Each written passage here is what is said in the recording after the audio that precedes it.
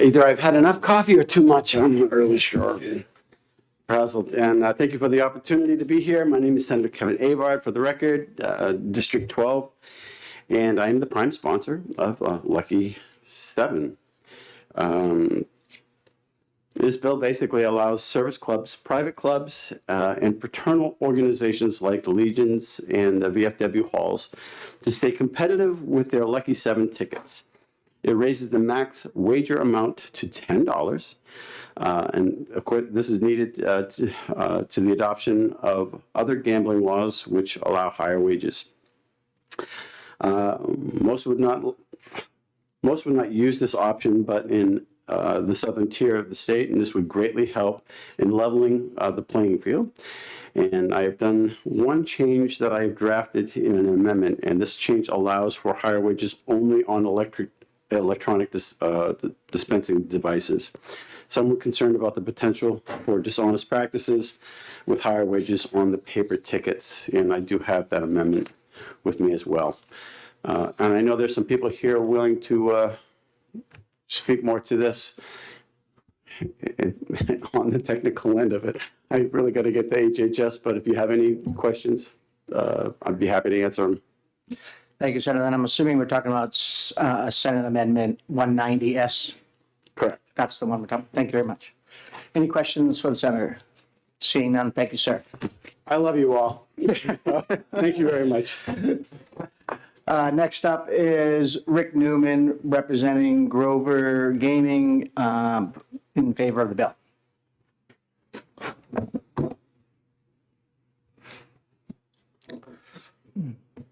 Thank you, Mr. Chairman. Rick Newman representing Grover Gaming. Grover Gaming is a manufacturer of electronic Lucky 7 dispensing devices.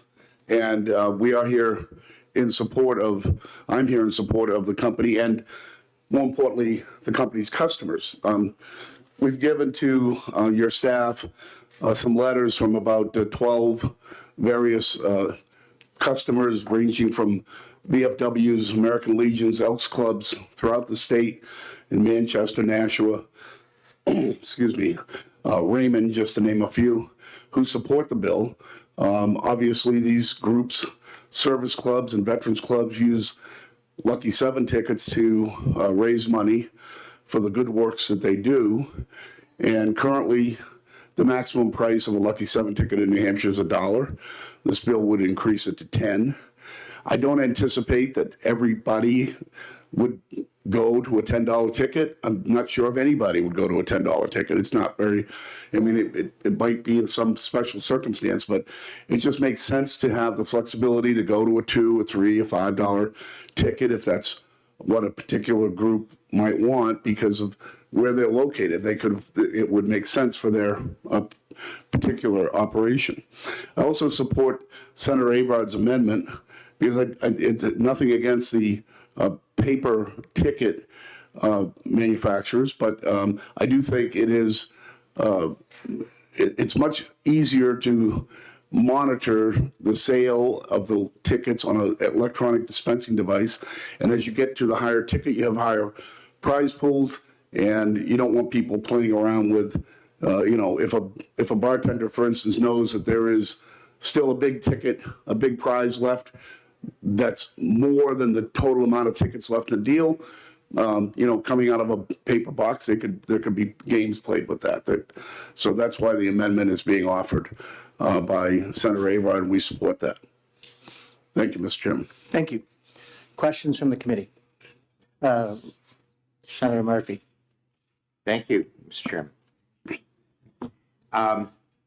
Why the mandate for 50-cent tickets? So that goes back to former and now deceased Representative Mary Griffin, who was a longtime member of the House and was kind of the guardian of bingo on the House Ways and Means Committee. And when the ticket price was raised to $1, and Senator D'Alessandro was involved as well, there were some places that said, well, we want to make sure that they don't just do the dollar ticket. We'd like to make sure we still have a 50-cent ticket for those customers who want to have it. So that was agreed to, and so that's why that is in the statute. Thank you. Further questions? Seeing none, thank you. Thank you, Mr. Chairman. Senator Murphy, I'll tell you, having served Mary Griffin in the House Ways and Means Committee, she was an adamant, and it was about the seniors, wanted to make sure there was a low-cost option for seniors and they weren't priced out of the I game. also served with Mary Griffin on Ways and Means. She had extensive spheres of influence. Thank you. Next up is is Mike McLaughlin, and he's in favor of the bill.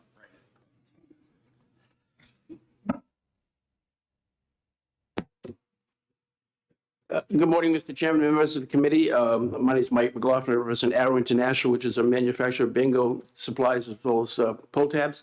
They're in favor of the bill.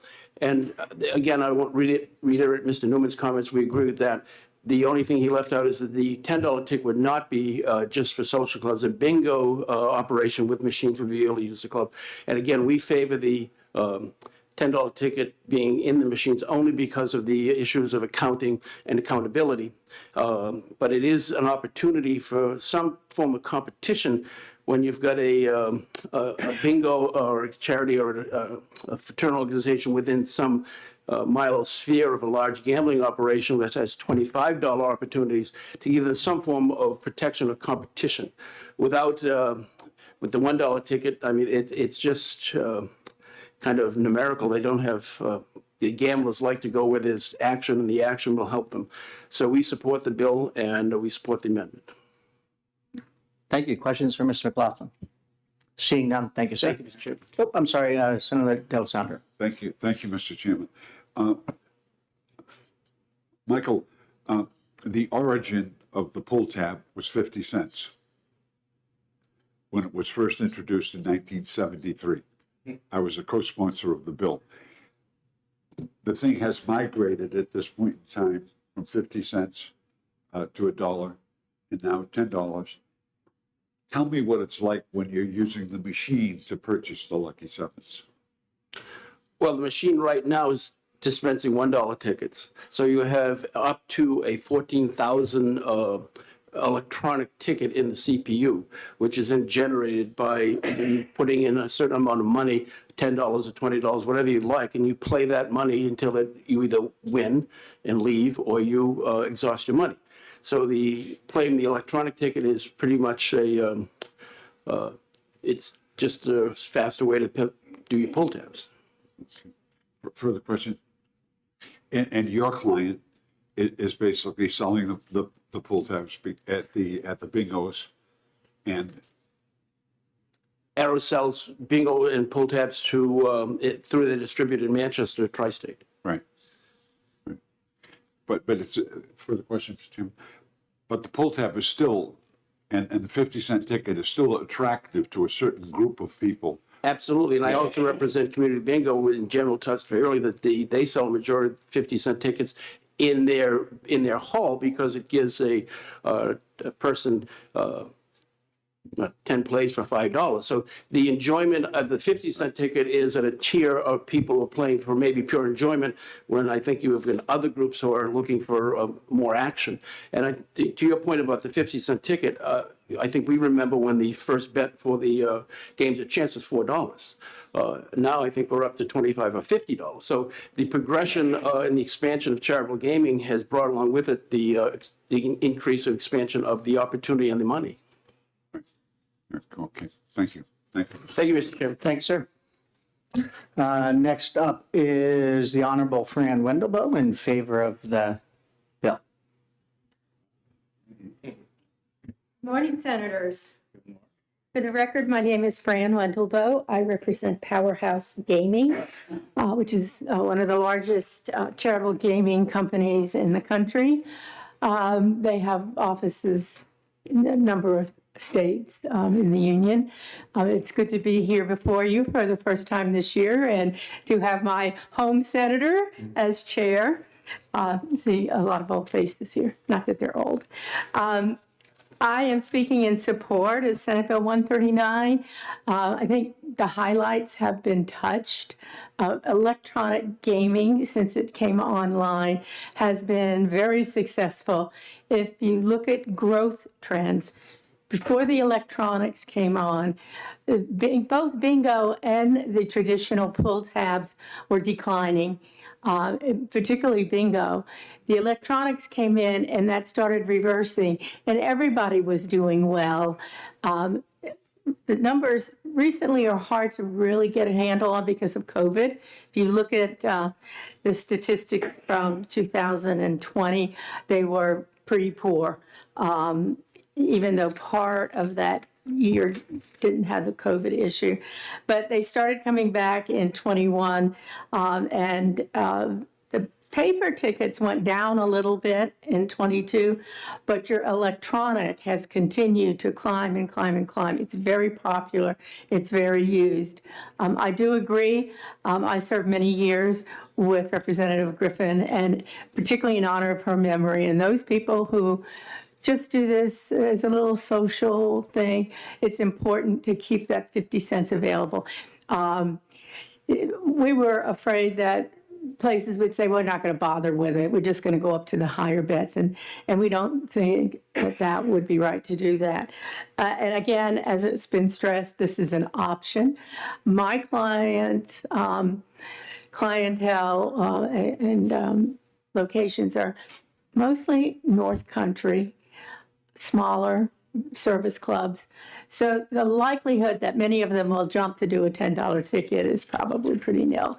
But it gives them the option to go up to and to explore and determine, maybe go up to $2, go up to $5.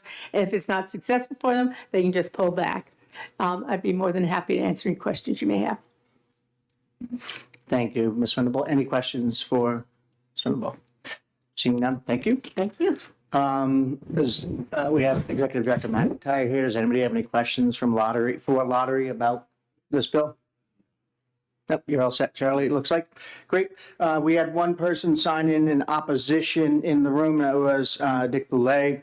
And online, we had one person sign in support. And with that, I will close the public hearing on Senate Bill 139. And I didn't see the motion to go into executive session, so we can have a conversation. A couple minutes. So, second. It's been moved by Senator D'Alessandro, seconded by Senator Ennis to go into executive session. All those in favor say aye. Aye. All those opposed? Ayes have it. Move on to pass on Senate Bill 139. Jumped ahead of me. It's been moved by Senator Ennis ought to pass. I'm sorry, do we do the amendment first? Ought to pass, then the amendment, I think, right? Yeah, You got to move the amendment number first. okay. What is So that? Senator D'Alessandro moves amendment number 190S. I'll second And that's that. seconded by Senator Ennis. Is there any discussion about the amendment? Seeing none, all those in favor say aye. Aye. Opposed, nay. The ayes have it, 4-1. We'll now have, I'd entertain a motion ought to pass as amended. So moved. It's been moved by Senator D'Alessandro, seconded by Senator Ennis, OTPA with amendment number 190S. Any further discussion? Seeing none, all those in favor say aye. Aye. All those opposed, nay. Ayes have it, 4-1. Who would like to take this out? Senator D'Alessandro, 4-0, I'm sorry, 4-0, with Senator D'Alessandro is going to take it out. Yep. I'd entertain a motion to move out of executive session. Moved by Senator Murphy, seconded by Senator D'Alessandro to move out of executive session. All those in favor say aye. Aye. Opposed, nay. Ayes have it, and we are out of executive session. Well, Lou, I'm going to give you that because I've introduced the bill. Yeah, I get it, though. My grandma would want that. That's right. Yeah. Yeah. Yeah. So they're going to keep offering. Make sure back here somewhere.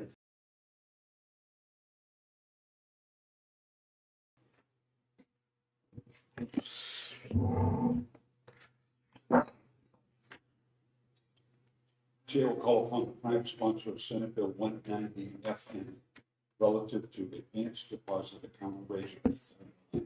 Thank you, Mr. Chairman. If you're like me and you were trying to figure out what advanced deposit wagering is, it's horse betting.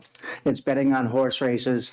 There was some question in our current statute as to whether online horse gaming was allowed, whether you could bet on a horse race online. So this bill was brought forward at the request of both the Lottery Commission and the Attorney General to clarify that language that it is allowed. And Executive Director McIntyre is in the room, and he'll be happy to answer all your questions. Thank you. Any questions for Senator Lang? No, sir. Thank you very much, sir.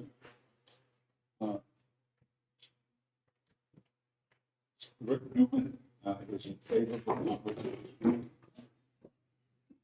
Charlie McIntyre from the New Hampshire Lottery Commission is in favor, but wishes to speak. Jordan McIntyre. Welcome to Ways and Means. Always good to see you. Thank you, sir. Members of the committee, good morning. Charlie McIntyre, Director of the Lottery. I will be brief. For a number of years, the state has been, citizens have been able to wager on horse races through your phone and computer through essentially 3 platforms, one called Twin Spires, one called ExpressBet, and one called TVG. The operators believed this activity to be legal under a federal law called the Interstate Horse Racing Act of 1978. We disagreed, sought guidance from the Attorney General. They said, well, you're probably right, but if you legalize it, then we're fine. And so that's what this bill is. This bill is quite literally an effort to legalize the activity, put some consumer guardrails around it for the citizens so that there's a grievance process that's not in a gray market. And so this is not an expansion of gambling. This is for lack of a better term, a repatriation of gambling and bringing it under our flag and making it legal. So briefly, Senator Chair, that's the lottery's position. But we approve, obviously it's our bill. We asked from other bills from 20 other states around the US, and this is the best of breed of those. So we ask for your approval. Any questions for Charlie McIntyre from the committee? If not, thank you very much. Thank you. for your Thank you all. testimony. Peter Bragdon from Churchill Downs. In favor of the bill. Thank you, Mr. Chairman, members of the committee. For the record, Peter Bragdon, Senior Policy Advisor with Preddy Strategies here representing Churchill Downs. Churchill Downs is best known as the home of the Kentucky Derby, the longest continuously run sporting event in America since 1875. This May will be the 149th running of the Kentucky Derby. Churchill Downs, though, is also a publicly traded corporation with more than 30 racetracks and gaming facilities in over a dozen states, including the Chasers Poker Room here in Salem, New Hampshire.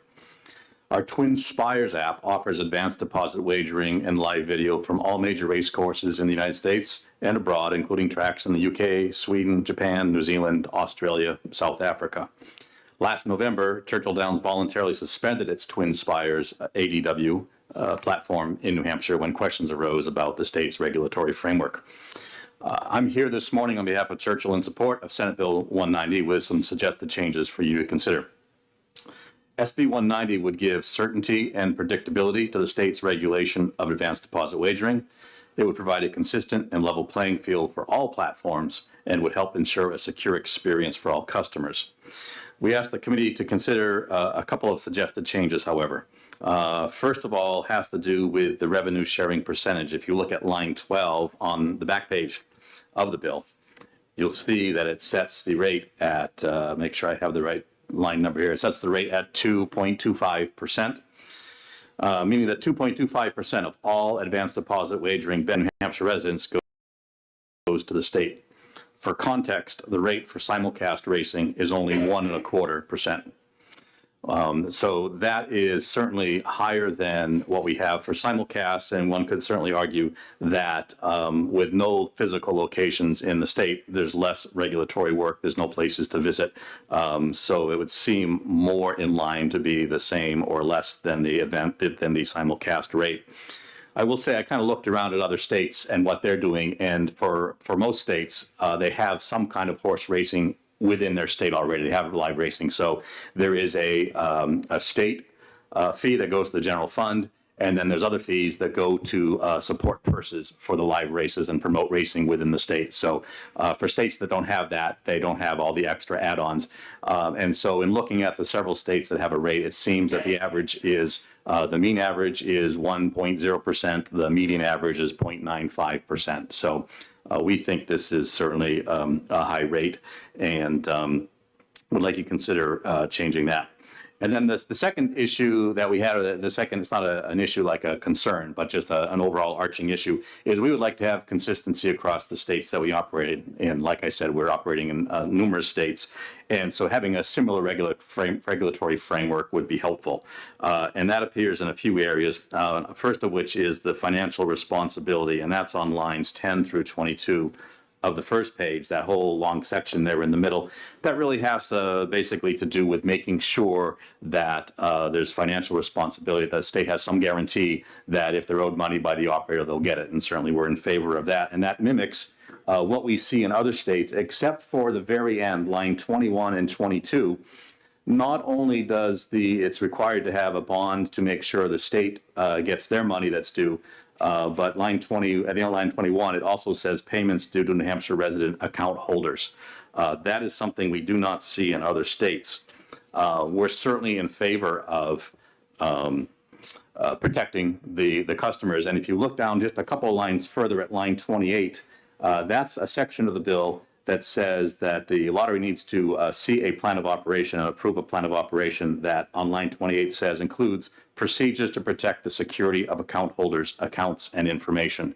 So in my discussions with the Lottery Commission and Chief Compliance Officer Jonathan Forty, he indicated the lottery would likely be supportive of an effort to end line 21 at the word chapter and take out those last few words in line 22. Because line 28 also already gives the lottery the authority to kind of oversee the protections for the consumers. I don't want to speak for lottery, but John had told me that that's what he would recommend. I know he has talked to Director McIntyre, but I can get him to confirm that if you like. So that was a concern. Like I said, we want to make sure we're operating consistently across the states we operate in. I will say we have some questions about some other parts, paragraphs F and G on the second page that deal with independent third-party audits, financial audits, and independent third-party cyber audits. And it's more along the lines of we'd like to work with some wording to make sure that what we're doing is what the Lottery Commission is looking for. However, in the interest of time, I think if we pass this along to the House, it will give us time to work with Lottery to just hammer out those and just make sure that what we're already doing is what they're looking for, and if not, find some compromise there. So that's the extent of my testimony. I'd be happy to answer any questions. Thank you, Senator Bragdon. Are there any questions for Senator Bragdon? I have a question for the sponsor. Senator, are you in concurrence with the changes that he has suggested? No. So there's an area of disagreement here, and what you've offered is a fictitious amendment. Yes, oh yes, a conceptual amendment. A conceptual amendment, but the prime sponsor is not in accord with that. So obviously, there's got to be some conversation that has to take place, and the Lottery Commission, I think, needs to be involved with that, because we've got some very serious situations here involving three very important aspects of this piece of legislation. But thank you very much for your testimony. Thank you. Appreciate it. Oh, excuse me. Any questions from the committee? Thank you very much for your testimony. Senator Lang, do you want to testify again, or? I'll just comment. So again, I think that lines 21 and 22, the job of the legislature is partially to protect our citizens. We're enabling something in here. And then the requests, especially around the bonding argument, the cybersecurity argument, which I don't get at all, that the protection of our citizens' data should be upmost and upfront. And so I think in any industry that annual contracting of an independent third-party cybersecurity audit, we're talking about two different things in line 28 on the first page and line 20 on line 5 on the second page. The first one is your internal control procedures about who has access to data, what data is floating around, what credit card numbers are floating around, that kind of stuff. The second one is actually a test of the systems to make sure the systems aren't vulnerable to the operating system error, openings and those kind of things. So as I look at this, I'm I wouldn't be amendable to any of that change because I think those are all protections for our New Hampshire citizens that need to stay in place. As for the percentages, I'll leave that to Charlie to discuss. He's the one that came up with the percentage, and I'm sure he had a logical and reasonable reason for choosing it. I'm sorry? We'll let Charlie up again. Yes. Thank you, Senator.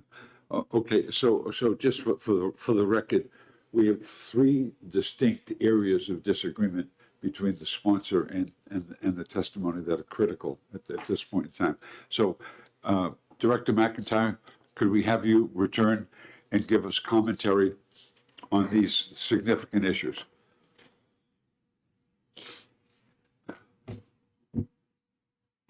Thank you again, members of the committee. Certainly the areas of disagreement, and I'll characterize it that, is we obviously drafted the bill and believe those areas are important. I believe there's language we probably can work around a couple, three of those. As to the rate, as you can imagine, that's a determination for the legislature, not us.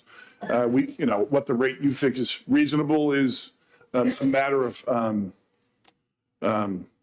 legislative and gubernatorial determination. I will say they've been getting away for free for about 20 years. So there's that. I'm sorry, I shouldn't have said that. But certainly, as you can imagine, cybersecurity for us is actually personal. Our website was attacked and hacked, and it cost us a fortune, and they got virtually nowhere in our website. And so we take it now, candidly, we'll take it personally. And it's important to us. And so my sense is there's language we can work on. I don't know if the committee's pleasure to vote executive, move it to the House, and then work on the language there, or keep it here. I'm amenable to either, certainly. But I know there's agreements we can draw through a number of these areas. Okay. So I think the three areas of disagreement have been stated. Yes. Actually, it's four, sir.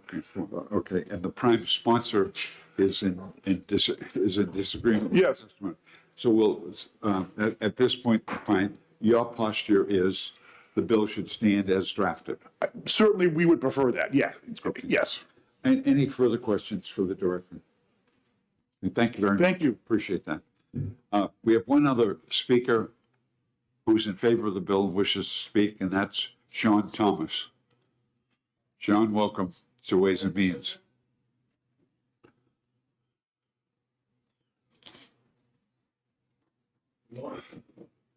Morning, Sean.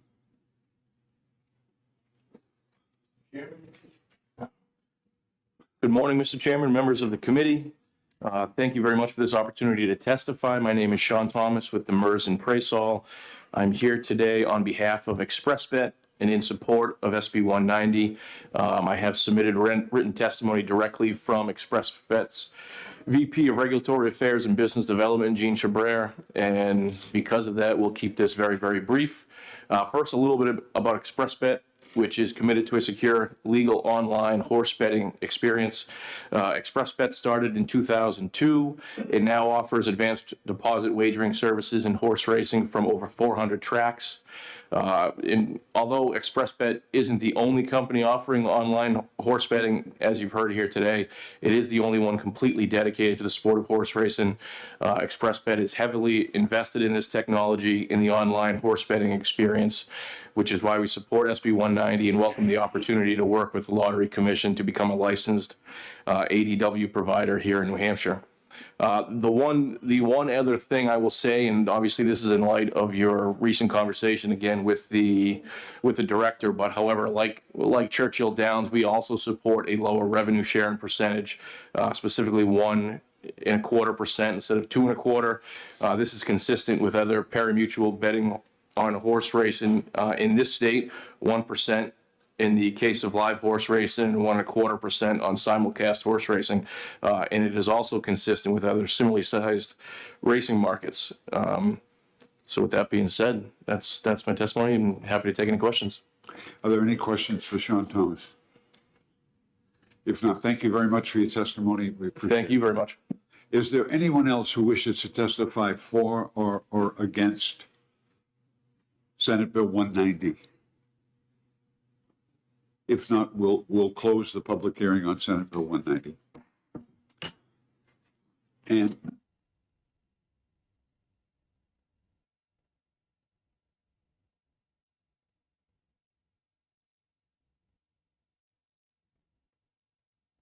I move executive session. Second. It's been moved by Senator D'Alessandro to go into executive session, seconded by Senator Innes. All those in favor say aye. Aye. Opposed, nay. So we're in executive session. So for discussion purposes, while I'm not, I am opposed to the changes to the cybersecurity and consumer protection components. I'm not willing to budge on that. They can take up the details of that in the rulemaking portion of this if that we allow a lottery to do. As far as the percentage goes, I'm open to a conversation about that. I know Charlie, Executive McIntyre recommended 2.25%. It sounds like the industry standard is somewhere around 1.25%. Maybe there's something in between we can go with that will make everybody a little bit happier, or go to the 1.25. Mr. Chairman, I would support a change to 1.25%.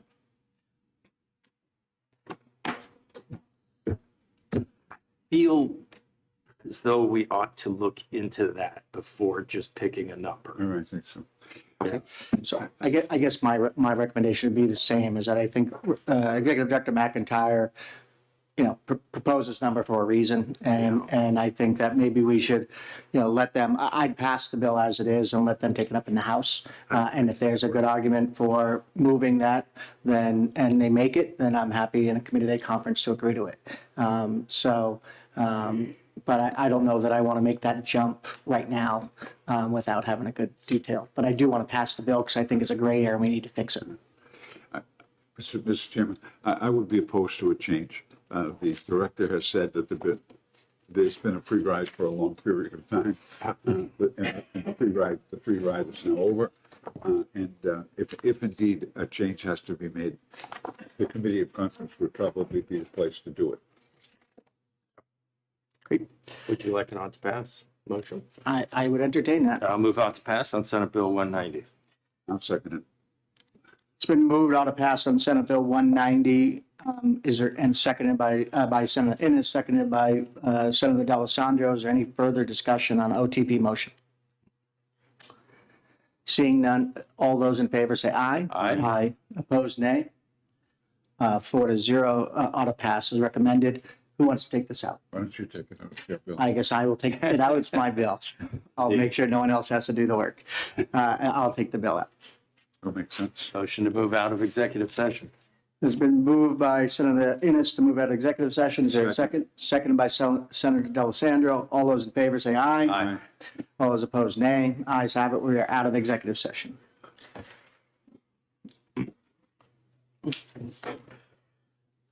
With that, I will open a public hearing on Senate Bill 191 relative to roll toll registration surcharges for electric vehicles. I'm sorry, Senator Waters here. No, we got 192. I jumped one. Sorry. They'll be relative to the Lucky Sorry. Seven tickets. Sorry, I was, my book is in order by number. You're on C. So we'll try that again. We'll open a public hearing on Senate Bill 192 relative to the hours of Lucky 7 tickets that may be sold, and recognize Senator Susie to introduce the bill. Sorry about that, guys. You got me looking at my schedule, wondering. I know I'm supposed to be in many places at once today, but I didn't think I'd missed anything quite yet.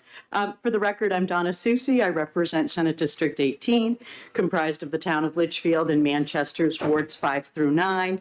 And I am here to present Senate Bill 192, which makes a very, very minor change, a simple change, to allow for the sale of Lucky 7 tickets that are sold in conjunction with bingo games, so exclusive to that venue, at 8 a.m.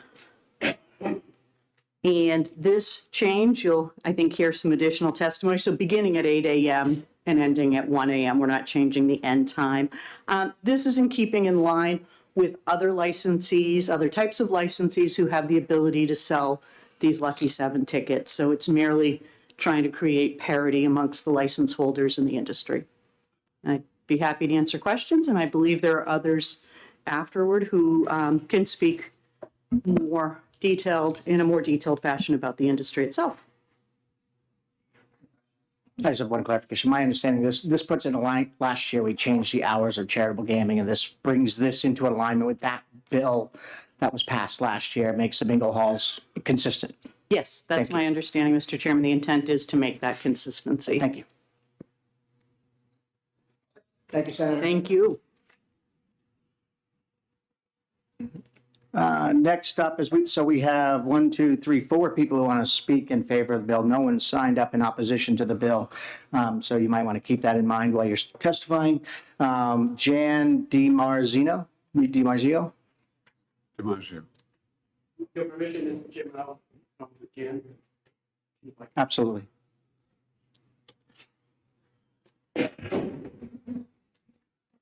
Again, good morning, Mr. Chairman, members of the committee. My name is Mike McLaughlin. I represent Community Bingo Center with Jan Marzio. Good morning, Senators. Good morning, Chairman. I'm Jan DiMarzio. I'm currently the General Manager at the Community Bingo Center in Manchester, New Hampshire. We've been there roughly 16 years, coming on 16 years. Just for historical perspective, in 2018, for reasons unbeknownst to most anyone, the hours were changed in whatever the star says here, from back to noontime. And we looked at the bill, we said, how'd that happen? We had charities playing in the mornings on Saturday and Sunday, and 2 of the charities here today, who suddenly were under the scrutiny of the lottery commission by saying, why are you playing at 8 o'clock in the morning? And they ceased playing, but of course they've lost significant money because of that. The reason they opened at 8 o'clock, because they had several hours to sell Lucky 7 tickets before the bingo game commences. And that's traditionally how it's run. If you come to a bingo game, you buy your bingo tickets, you buy your paper, and then you go buy Lucky 7s. And then the bingo games start to play and the event continues. So this bill simply says, we'll put it all back to 8 o'clock where everybody else is. But it is suddenly we were uniquely separated from the rest of the Lucky 7 world. And it's, the lottery's been very good on enforcement, and we've tried to make sure that they don't cross the line, but Jan can tell what the impact has really been. Yes, thank you. This came to light to us, I believe, in November of last year. It really surprised us because at the time, even when it was passed in 18, the time was changed. We had 2 existing licenses that were selling pull tabs prior to 12.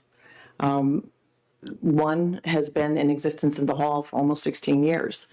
So when the enforcement came in and told us we had to stop, it has significantly hurt financially the charities that can no longer sell pull tabs prior to 12. We actually added 2 additional games because we have 2 games on Saturday, 2 games on Sunday. I did that so I could bring more charities, into the hall, so to make money. So what's currently behind me are the 2 charities that this directly impacts. I'm just asking if there is any way that we can immediately correct the situation, that they can go back and continue to provide the services they've done in the past. In the light of that, I would ask the committee to make one small change, is to make the bill pass effective immediately, not in 60 days. It's passage, effective on passage. And that's it. Thank you. Any questions? Seeing none, thank you very much. Next up is Stacy Bergeron from Boxes of Love for the Homeless, in favor of the bill. Did they do this on Sunday mornings? Mornings? Yeah.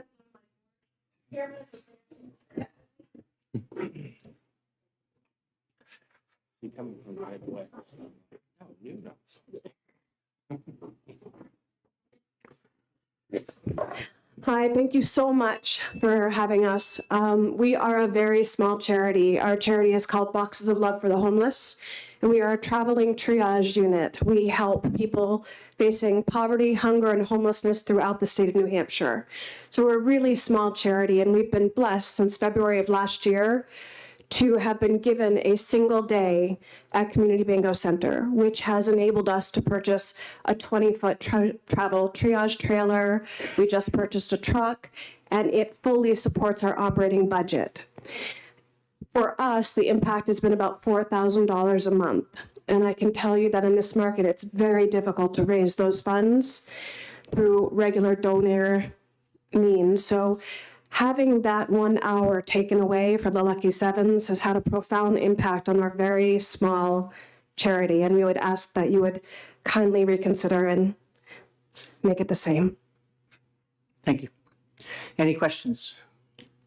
Seeing none, have a great day, and thank you for testifying. Diana? And I'm not going to say your last name because I'll butcher it.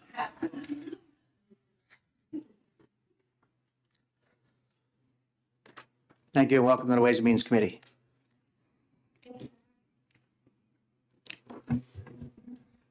Good morning. My name is Diana Lush. I represent the American Legion, Judges Post 43 out of Manchester. We have had a current and concurrent license since September of 2016 for Saturday morning bingo, opening at 9:30 in the morning. We typically finish at 2 p.m. The sale of tickets, as you've already heard, and is vital. This is really where we only make our profit. So people arriving at 9:30, we sell our tickets, our game starts at 11:30. When this change was discovered, of course, it was shocking because that's really it limited us by 2.5 hours of sales.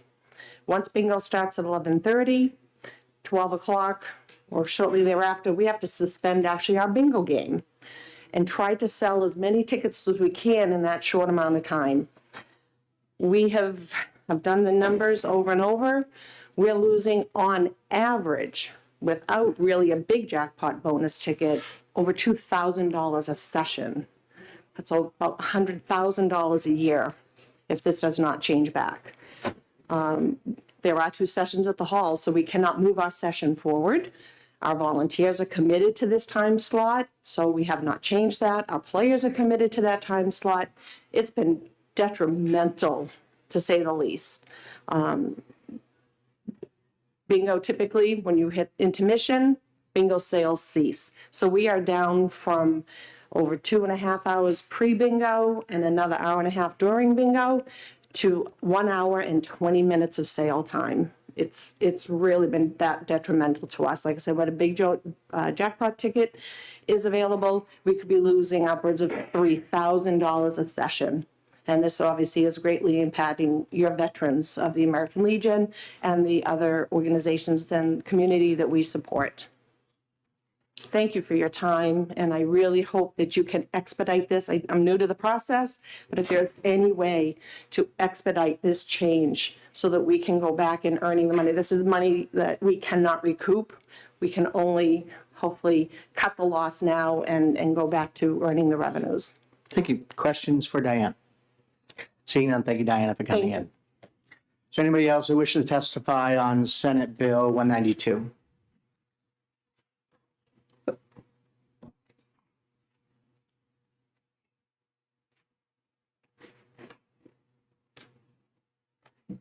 Good morning.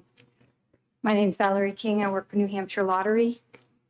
I just wanted to clarify, I did just look up on my phone, and the legislation from 2018 changed the times, but extended on the other end. It was originally 11 a.m. to 11 p.m., and it changed it to 11 a.m. to 1 a.m. As far as I know, it was never 8 a.m. I just wanted to clarify that. Thank you. Any questions? Seeing none, thank you, Valerie. Anybody else wishing to speak on Senate Bill 192? With that, I'll close the public hearing on Senate Bill 192 and entertain a motion to go into executive session. It's been moved by Senator D'Alessandro. Is there a second? Second. Seconded by Senator Murphy. We're now in executive session. I'd entertain making the one amendment change that they asked instead of 60 days. So moved. Is there somebody to make that motion? I'll make that motion. Yeah. Yes. That's so. Representative Murphy, I'm sorry, Senator Murphy, sorry about that, moves that we amend the bill to on line 4 to make the effective date upon passage. And that's seconded by Senator D'Alessandro. Any further discussion? Seeing none, all those in favor say aye. Aye. Opposed, nay. Ayes have it. We now I would entertain an OTPA motion. So moved. So it's been recommended by Senator D'Alessandro, seconded by Senator Murphy on the ought to pass as amended. Any further discussion? Hearing none, all those in favor say aye. Aye. All those opposed, nay. Ayes have it, and the bill is recommended for OTPA. Who would like to take this out? I will. Senator Murphy will take that out. Thank you. Thank you, everybody, for coming. Motion to exit executive session. It's been moved by Senator Linus, seconded by Senator D'Alessandro, move out of executive session. All those in favor say aye. Aye. Opposed, nay. We are now out of an executive session. With that, we're 1 minute, right? Yeah, I'll now open a public hearing on Senate Bill 191 relative to road toll registration surcharges for electric vehicles, and recognize Senator Waters, who I saw come in.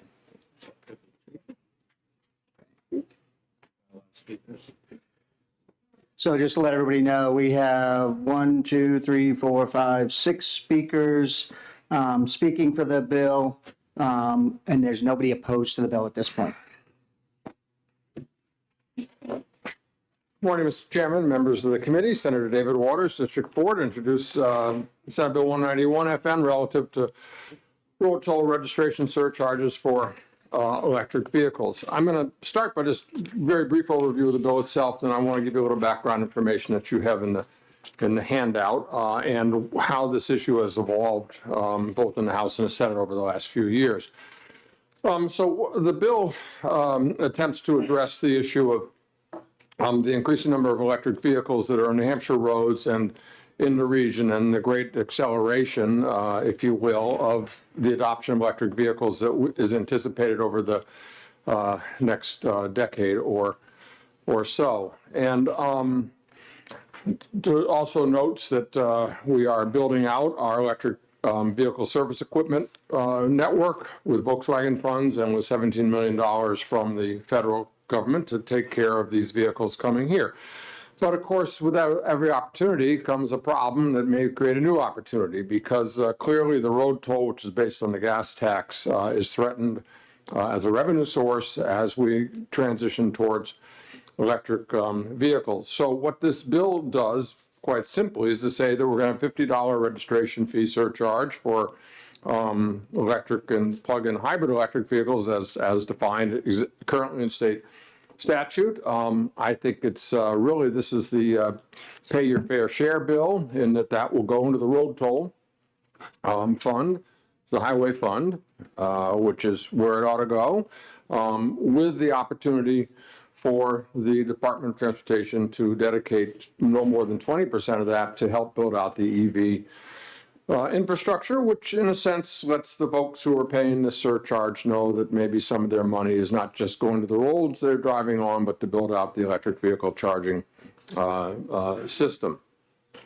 And we'll get a report, see how this is going. So I gave you this handout, and I will mention I've talked with Jim Jalbert, who's the chair of the Transportation Council, and believe it or not, he's even in a colder place for the National Bus Convention out in Detroit. Otherwise, he would have tried to be here, and certainly is fully supportive of this. I think I could say that on his behalf because of the projections you'll see in the report that they issued last April. Right now, about 1% in New Hampshire, as you saw from the fiscal note. About 6% of national sales, although these numbers are already so out of date because EV sales increased 60% in the last quarter of 2022 and are on track for a lot of reasons to move in that direction. One reason is because of the actions taken by the automakers. You'll see there are 2 pages in here which show the plans of automakers, and again, he issued in April, already out of date. Basically, what we know is the auto dealers are going to stop making conventionally fueled cars almost completely by 2030, 2035, depending on what manufacturer they are. So you got the list is there of the major manufacturers and what they're going to do. And also what's accelerating here is the federal subsidies, $7,500 for new, $44,000 for a used. So it makes really a great cash incentive for people to make this transition. So what are we supposed to do about the decline of the gas tax? A lot of things have been proposed.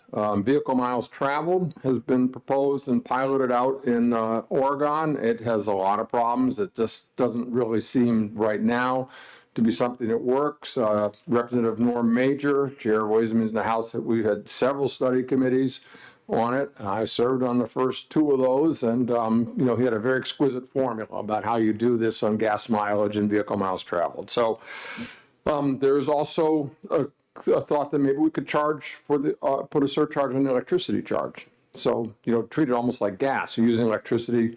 Well, the problem there is, and that might be useful because we might capture some of the out-of-state folks who wouldn't pay this registration surcharge. The problem right there is that we're just not ready in terms of the metering. 90% of people meter at home.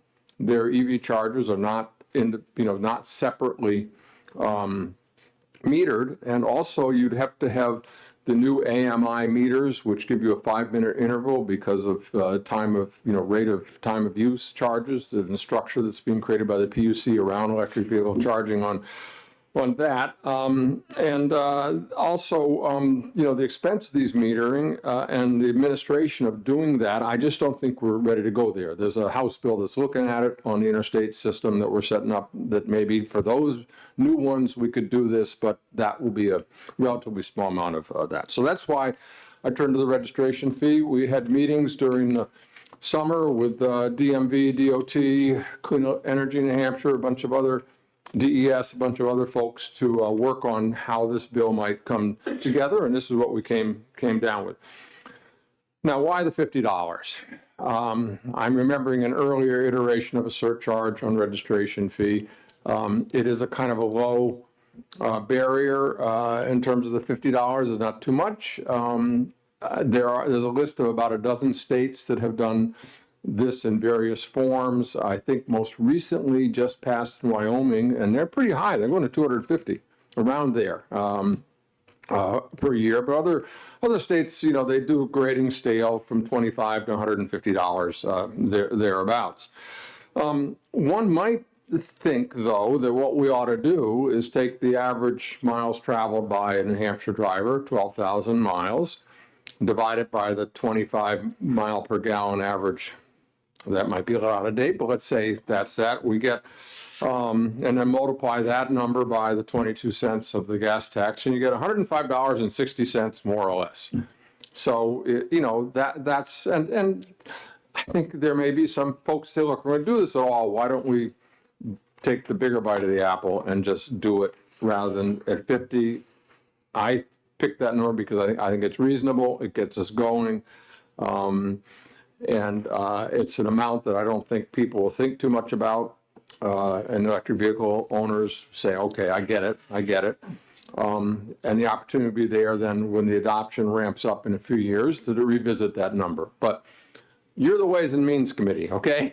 And I think that your wisdom on you're going to hear some different voices about that. Just one last glance at the fiscal note. I think that, I crafted this, that this ought to go into the highway fund. I think that's the point, rather than some states are saying it's all going into pollution control, or it's going into EVs, or it's going into, some other dedicated fund. But I think here, it's not just constitutionally kind of expected, but also I think it's the right thing to do. So here's some calculations here. I think, and given the projections I've given you, it's 400,000 now plus 48,000 to the local folks, which I think is so important. As our municipalities might put that into charging, might put into building, paving their roads, whatever they want to do.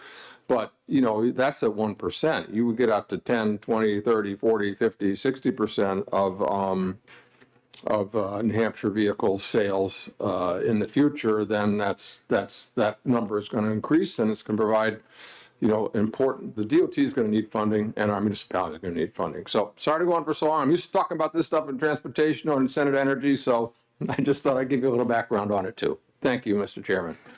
Thank you. So I'm going to start off with just, I want to make sure I summarize everything you just said so I understand the bill. So my understanding is 8,000 vehicles currently in New Hampshire that would be subject to this $50 registration enhancement there, which generates about $400,000 in revenue. Of that, we're earmarking of that $400,000, about $80,000 to be reinvested back into EV infrastructure for the state to be able to support EV cars across our state. And additionally, of that, $48,000 would go back to municipalities, local cities and towns to help with their road and bridge infrastructure, leaving about $272,000 to support overall state bridge and road construction. Is that what this bill does? Yeah, yes. Let me just clarify one thing, and the fiscal note points this out. I decided not to put language in the bill that explicitly directs that transfer to charging infrastructure occur. And that is noted in the fiscal note. And if you think it auto, fine, but I am more comfortable with saying, let's get the money in the road toll. And if the Department of if the commissioner thinks that, that the money is accrued and that we, because we are rolling out a lot of federal money and Volkswagen money for the charging infrastructure, I'd rather kind of let that be something that when the time is right, that the DOT commissioner could bring that forward and it could get approved by the fiscal committee or whatever. But that, again, your advice on that, but I kind of think from the get-go this is all going to go into the road toll. But it's clear in the bill, and this is why I added that, was it says the Department of Transportation is authorized to dedicate no more than 20% annually of collected fees to charging infrastructure. So making an assumption, a worst case scenario, depending on how you want to phrase it on revenue, there's up to $80,000 based on the current load of vehicles would go to charging infrastructure. Yeah. Thank you. Other questions from the committee? Senator Innes? Good morning, Senator. Thank you, Mr. Chairman.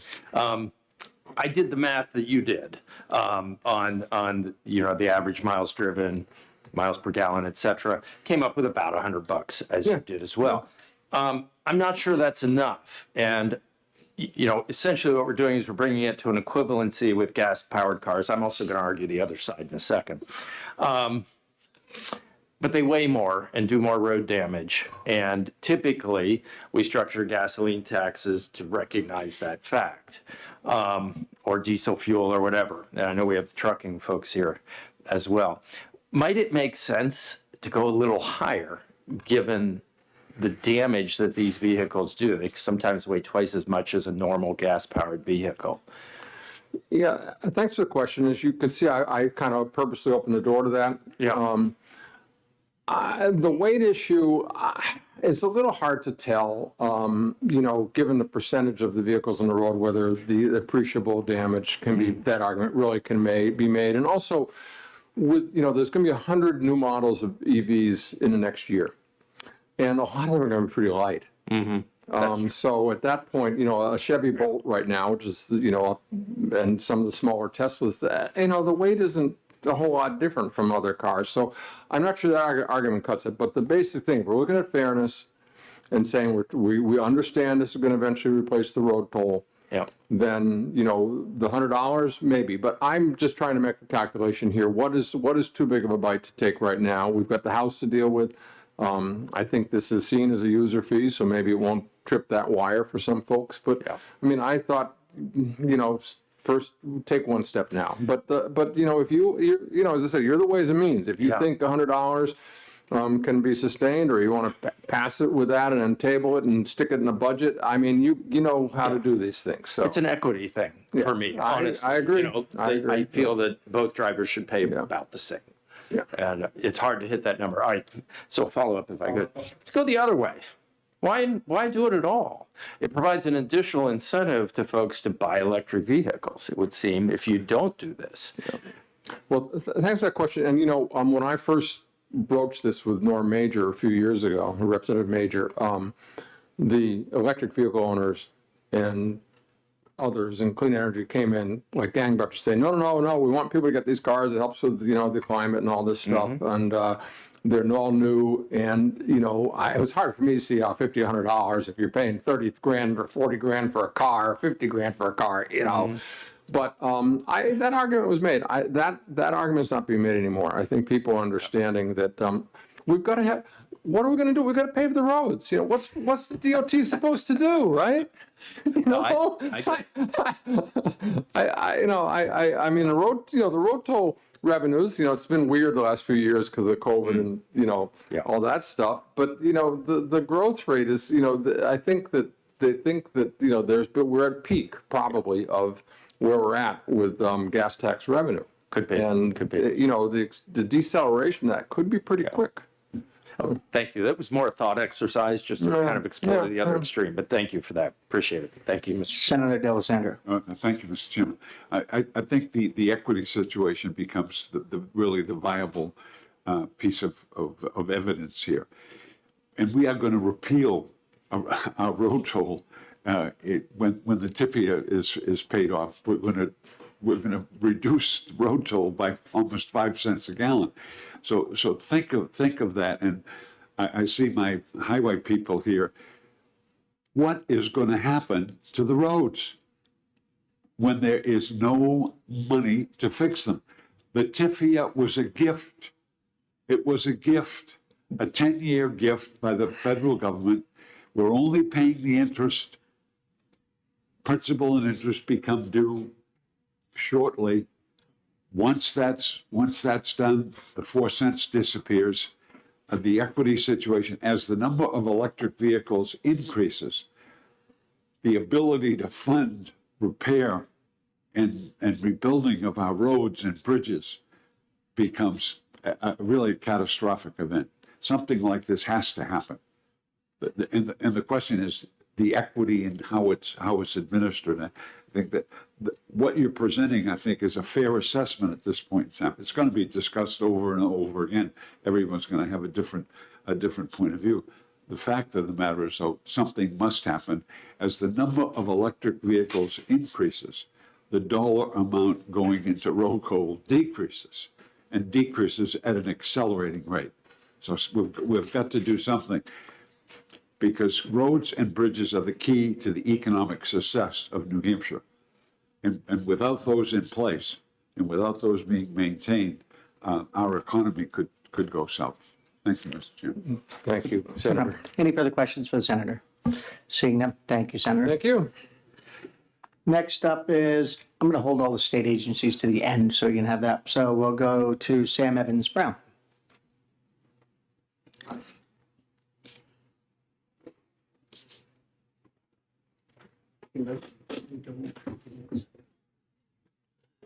Thank you, Mr. Chair and members of the committee. For the record, my name is Sam Evans Brown. I'm the Executive Director of Clean Energy New Hampshire. Oh, sorry.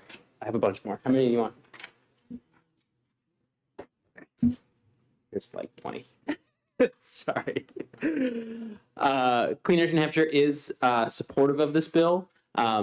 The question of what is the right amount, I think actually is the right question. But I would also note that that is a question that needs to be asked of all vehicles. I think when you hear from the Department of Transportation, you'll hear that the revenue shortfall began long before there were 8,000 electric vehicles on the road. And I think that we really need a fulsome process to figure that out. That said, we view this as an important first step.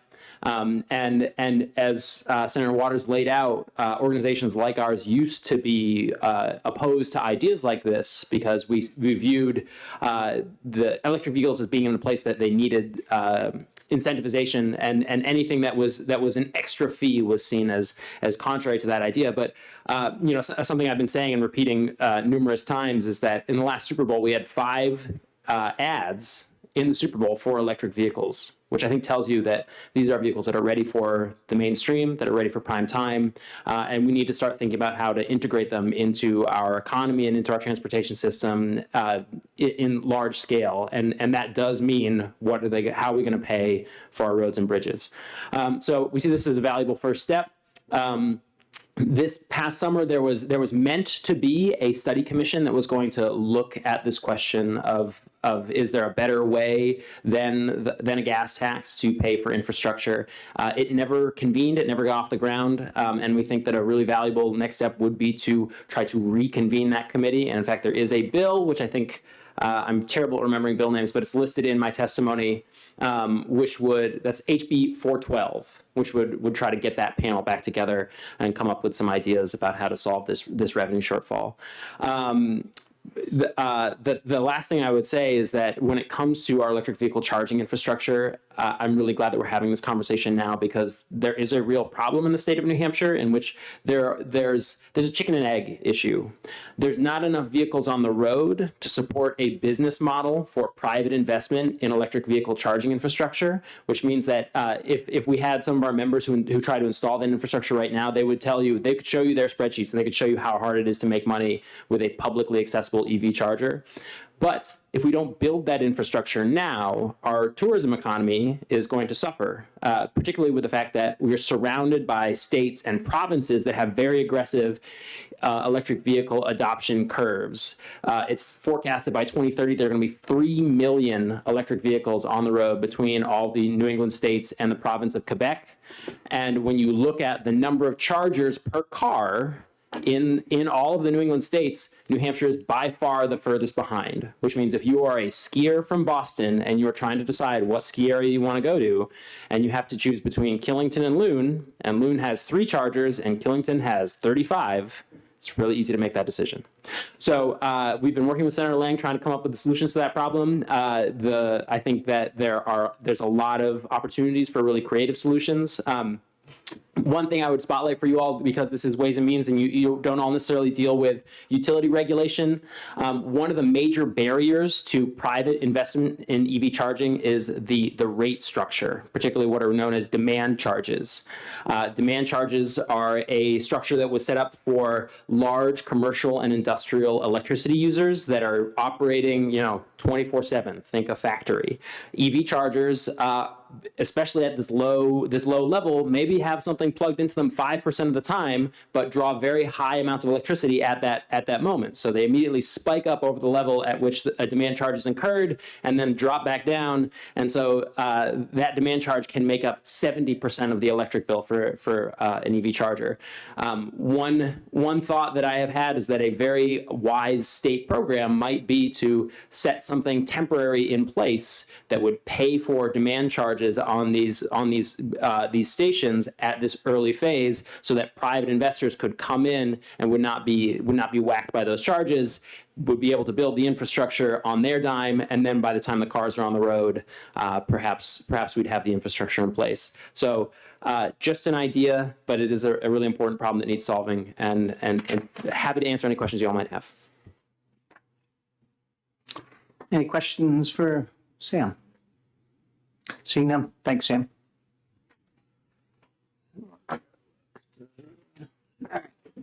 So we have 4 more speakers on this bill. We'll go to, let's go to DOT.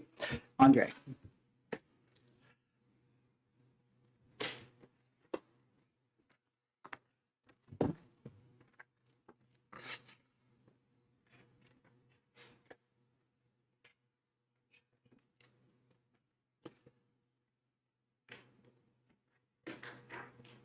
Thank you.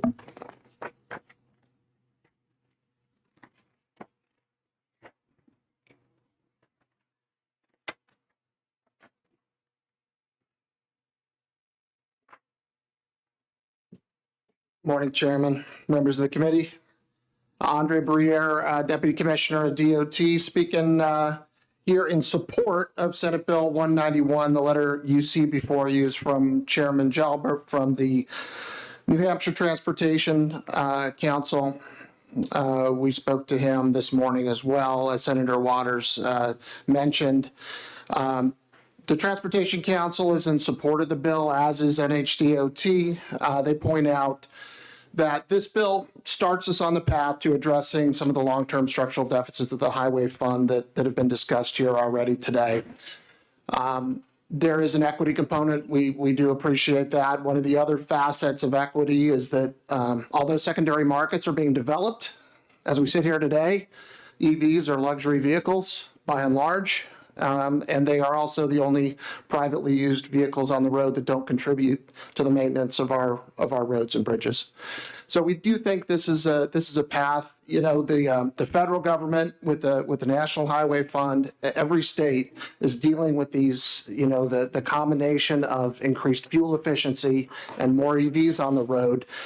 There is a growing consensus and you can see it developing around this. Chairman Jalbert points out that 12 states have already gone this route, that this is the simplest, cleanest way to make sure that all vehicles and all drivers do contribute to the long-term health of our highway funds and our highways and bridges. So I'll keep it short and sweet because I know we've heard most of the facets, but we do stand in support of this bill. Senator Murphy for a question. Thank you. One of the things I'm struggling with, and I understand that, you know, we can't let the perfect be the enemy of the good. One of the things I'm struggling with is that everyone who visits New Hampshire pays our gas tax, right, driving a car, but obviously they're, you know, under this model, they're not contributing. People in Teslas will be driving up from Massachusetts and not paying a dime. So is there any ideas on how long-term we might be able to resume gaining revenue on out-of-state drivers using our road? That's an excellent question, Senator, and it is something we struggle with. And as is mentioned in the letter from the Transportation Council, this isn't a complete solution, right? You see a number of bills in different states that use metering. The mechanism by which you do that and ensure the Wyoming bill that's just being proposed offers you a choice as a driver or an owner of one of these vehicles where you can either pay the registration fee or you can pay a metered rate, which looks a lot like the road toll. How they do that, I've heard it's with a fob, something like that, where out-of-state drivers would pay the fee. If you have already paid your registration fee, you'd hit the fob at the meter. There's a lot of solutions or potential solutions to that. All of them are fairly complex and will take a fair bit of testing by the laboratories of democracy, the states, to figure out what works, what doesn't. You end up with a little bit of the VHS Betamax problem that, if some state invests a lot in a certain system and then other states surrounding it invest in a different system, you see the problem. But there's a fair amount of research, both by AASHTO, our trade organization, and other U.S. government and other state entities that are looking at this problem actively. We don't think this is the perfect solution, but it's a step toward it. Senator D'Alessandro. Thank you, Mr. Chairman. Aren't we faced with a national crisis? Absolutely. As it relates to this problem? Because the system that we have in place, the interstate highway system, was structured on the gas tax. Yeah. And the dollars coming back to the states. Those are no longer in play at this point in time. They're diminishing at a very, very rapid rate. So it's really a national issue. And the national government is moving to push electric vehicles, right? Mm-hmm. There's a great deal of incentive. There's a tax incentive. There's the other incentive. But there's got to be a compensating factor here, because this is a national, as I see it, it's a national problem, which is coming home to roost state by state by state, because we were dependent upon the gas tax for our DOTs. So I think it's something that, do you agree? I couldn't agree more, Senator, and that is something that we are very active in representing at the American Association of State Highway Transportation Officials, which in turn has a pretty sizable voice on Capitol Hill. We're all of the 50 states and territories are in support of a nationally led effort to address this issue, because it is a national issue, as you say, and there's a first mover dilemma that really the federal government needs to take a larger role in. That's something we advocate for. And just one further comment, Mr. Chair. I think it, as my chemistry teacher used to say, it's going to take a sublimation of the available energies in order to make this happen. I did not know there'd be math here today, sir. Senator Murphy. Thank you. Thank you, Mr. Chairman. Line 16 of the bill refers to construction of electric vehicle service equipment, which I'm to understand means EV chargers. Would you envision there'd be a charge to use those for people? Yeah, right now the laws are fairly complex. If EV chargers are purchased using federal dollars, as we sit here today, we are not allowed to charge money for people to use those. There's been a fair amount of conversation that may change. It's not changed yet. So it does make the metered toll charges on EV chargers a moot point right now. Because if the vast majority of EV chargers that are being contemplated in this state and that have been funded as part of the IIJA appropriation last year will be built using federal money. And we're not allowed to charge fees. But this is a sticky wicket. So there's a lot of things that have to change at the national level legislatively to really enable this to take off nationwide. So if I can just follow up on that, so we keep that thread going. Not that it does a little bit relate to this bill, but we're allowed to charge for electric use. We're not allowed to charge a usage fee. Is that correct? Like if you consume X number of kilowatts of it. Charge consumers at all. At all. So the state would, any federal dollars used With for federally procured chargers. Okay. Wow. Privately installed chargers, you see at grocery stores, you see them down in Bedford at the Whole Foods, those types, they can charge what they want. That's a private business. Thank you. Further questions? Thank you, sir. Thank you very much. I will, Senator Murphy, I'll just let you know that if I'm not mistaken, there's a House bill put in by Representative Bose to basically charge a tax on electric charging stations to go to the road tolls tax basically on electric vehicles. So there is one over in the House, in the Senate, over in the House Science and Tech Committee, if I remember right. All right, next up is, let's go to DES. Rebecca.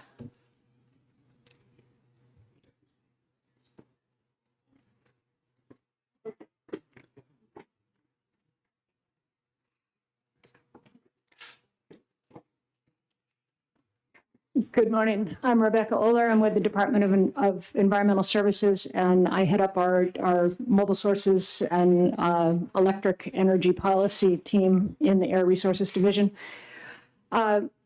DES and I personally am a member of the Transportation Council, and we are in support of the position taken by the Transportation Council. I basically just wanted to be here to offer information. I was able to find just a little bit of information on what other states charge. I believe that data may be as old as 2021. Again, it was just sort of a quick web search, but as noted, at least 20 states are adopting some sort of fee for the electric vehicles. For several years, DES was in opposition to that because we really need electric vehicles to solve our air quality problems. But the market has hit the tipping point now, and so we have no objection to a reasonable fee for EVs, and do agree that it's time to be using, time to be figuring out ways to bolster our highway funds. We are very supportive of using a portion of the fee to install additional EV charging infrastructure. We are implementing a $4.6 million pot of money from the VW Dieselgate violation, to install electric vehicle charging infrastructure. And it sounds like a lot of money, but that's only going to put in about 12 charging locations around the state to get the fast charging infrastructure. So charging infrastructure is very expensive. I had not heard that the federally funded through the National Electric Vehicle Infrastructure Act could not charge to use. So that'll be an interesting conversation. But anyway, I just wanted to be here to provide that information and answer any questions if you have any for me. Thank you very much. Any questions? Seeing none, thank you, Rebecca. Thank you. Who else wants to speak? So let's go to Jeff from DMV. And the last one will be Jennifer from, you're welcome to come up together. if you'd like. Absolutely. So Jennifer is from the State of New Hampshire Department of Safety Roll Toll Division, and then Jeff is from DMV. Good morning, Mr. Chairman and members of the committee. For the record, my name is Jeff Oberdank, and I'm here today to provide testimony on behalf of the Division of Motor Vehicles. We just have one concern when it comes to changing our transaction framework, is that we have enough time to be able to do that. Our charter is, as you know, to collect these fees through the oversight of the municipal agent program, which to take into consideration is 234 towns. And we like to call it Baskin Robbins because there's 234 flavors of doing things. So it's going to take us a period of time to do the programming and test it and make sure the money is flowing into the right revenue stream and doing those things. July 2023 seems a little bit early for us. It's kind of a fire drill. We would prefer January of 2024 to give us enough time to do that and make sure everything works the way it's supposed to. Having said that, I'll take any questions you may have about the process. And I'm sorry, Jennifer, do you have anything to add? We're just here to say that we're neutral on this bill. Just wanted to provide some additional information about the current road toll that we're not recovering from EV users, approximately 800,000 based on the $100 a year of average fuel road toll collected per user, and the 8,000 current vehicles registered.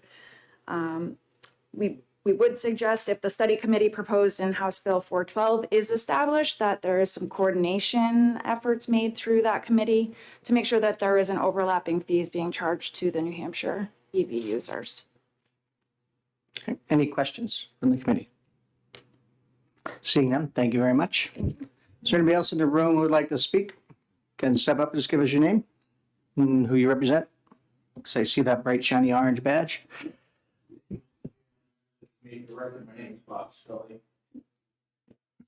I'm President of New Hampshire Motor Transport Association. I appear in favor of Senate Bill 191 FN, but I just think it's a good start. There's been some discussion on what the fee is. I'm not married to $50. I represent the commercial motor vehicle industry.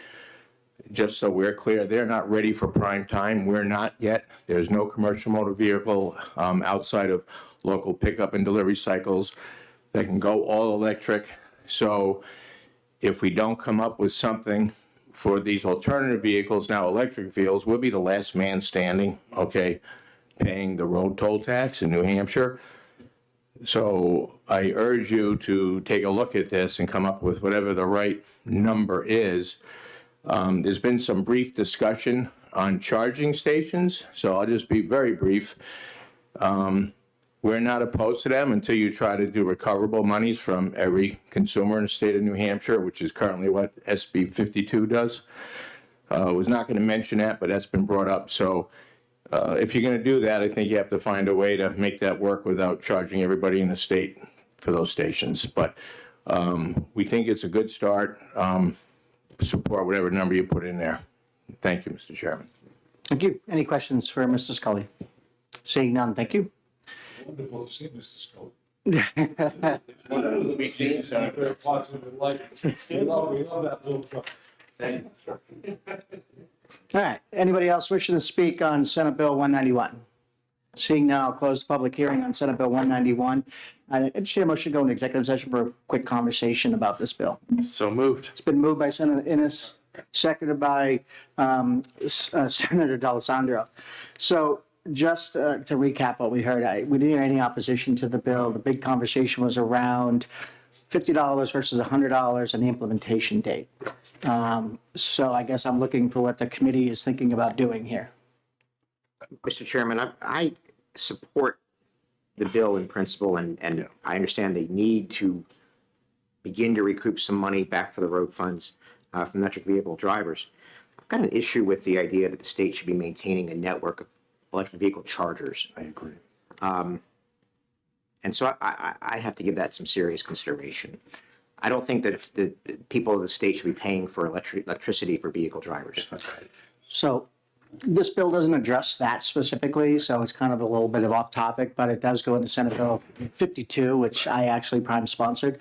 And that bill, that's exactly my reason for putting the bill in, is to have that conversation about the make-ready work and pushing that rate cost back to electric ratepayers and those kind of things. And there is some concern there, and that's being handled in a separate bill.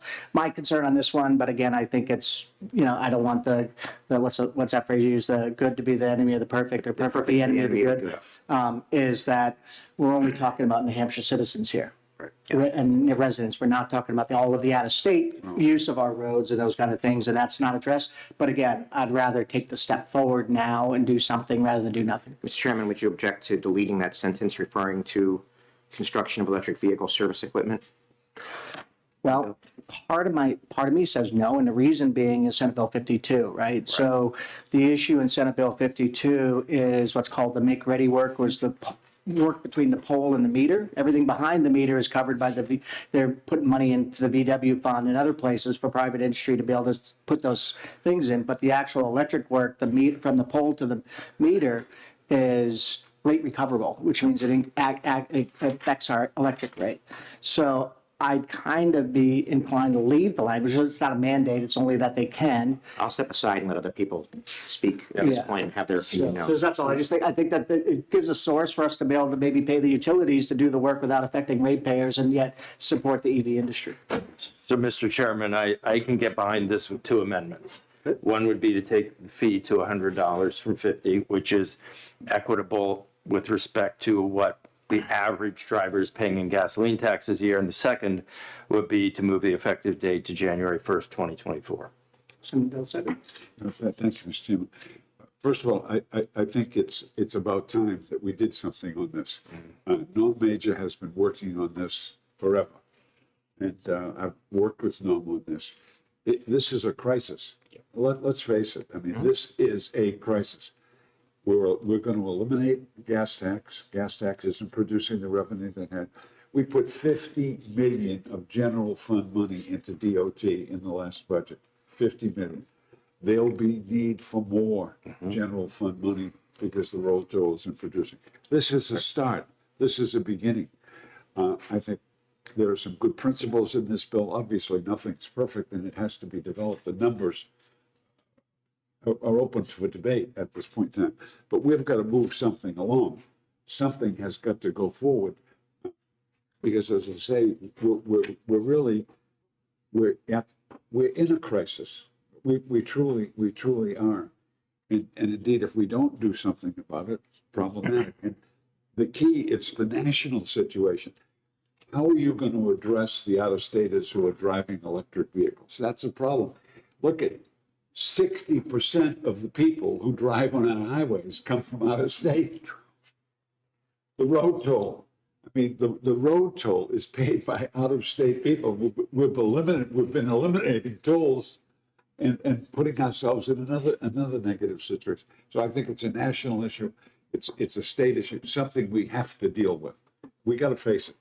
And this is a beginning. So Senator Del Zender, would you support the amendment on those two items, the $100, to make it equitable with what the average New Hampshire citizen pays in road tolls, as well as changing the date? Would you support that? Yes. Okay. So is there a motion somewhere to be made? We'll move the amendment. So it's been moved by Senator D'Alessandro to amend the bill to, actually, yeah, we're in executive session, to amend line 14 where it says $50, change that to $100, and to move line 25 to change it from July 1st of 2023 to January 1st of 2024.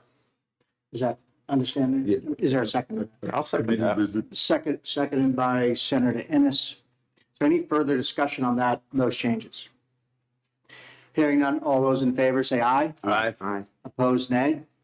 Ayes have it, and the bill's been amended. I recommend I move ought to pass as amended. Second. moved by Senator D'Alessandro, ought to pass as amended, seconded by Senator Ennis. Is there any further discussion?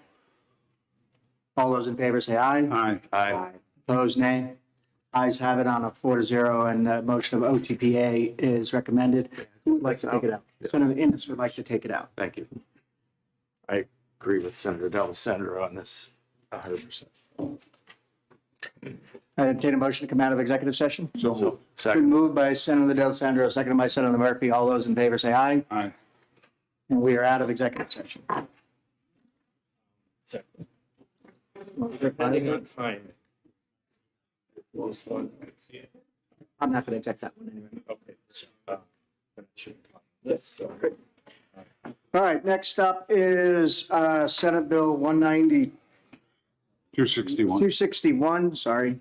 Trying to get my numbers in order here. Relative to the interest and dividends tax rate, I'll open the public hearing on 261 relative to the interest and dividend tax and thresholds, and recognize Senator Susi to introduce the bill. Thank you, Mr. Chairman, members of the committee. For the record, I'm Donna Susi, representing Senate District 18, comprised of wards 5 through 9 in Manchester and the town of Litchfield. And I'm happy to be here before you today to introduce Senate Bill 261. I think just by way of context, you know, all of us come to this body with certain intentions, good intentions, to look at issues like taxation and relief of taxation for those that are disproportionately burdened. I think what happened here was essentially a cleaver was used when a scalpel might have been a better instrument. What we need to be focusing on, I think, is providing tax relief to those who struggle. And in our current climate, there are some people that do. The impact, particularly of property taxes, is felt very disproportionately throughout our state. Not the case with the interest and dividends tax. It is not disproportionate. So what this bill would do is to remove the complete repeal section, the phased out repeal section of the interest and dividends tax. It would change the rate from 5 to 4, so still providing for a reduction. But most importantly, what this bill attempts to do is to recognize those who currently are making what is a small amount in interest and dividends, and recognizing that it's those who, I'm sorry, okay. It's certain individuals who have significant capacity who, with the complete elimination of this bill, would no longer be paying tax. And I think it would have a detrimental effect in the long run on our revenue picture here in the state. If you look at the second table in the statistical analysis on the fiscal note, you will see that there's still a significant portion of revenue that can be derived. Now think about the impact of this. About half of the revenue coming in by estimates provided by the Department of Revenue Administration is from people making interest and dividends of $50,000 or more. Just think about what that principle is if your percentage of interest exceeds $50,000. I mean, think of the significance of that. It's very clear that we have a very affluent state. We have a number of people that have derived great wealth. People come to this state for the benefits that we have, whether it be recreation, whether it's taxation, any number of things. But my point to you is that there's no question that the $2,500 interest and dividend floor was disproportionately affecting people. But the point, much like we did with the business profits tax and business enterprise tax, is to raise the floor so that people are not impacted, not to completely do away with what is a reasonable revenue source here in the state.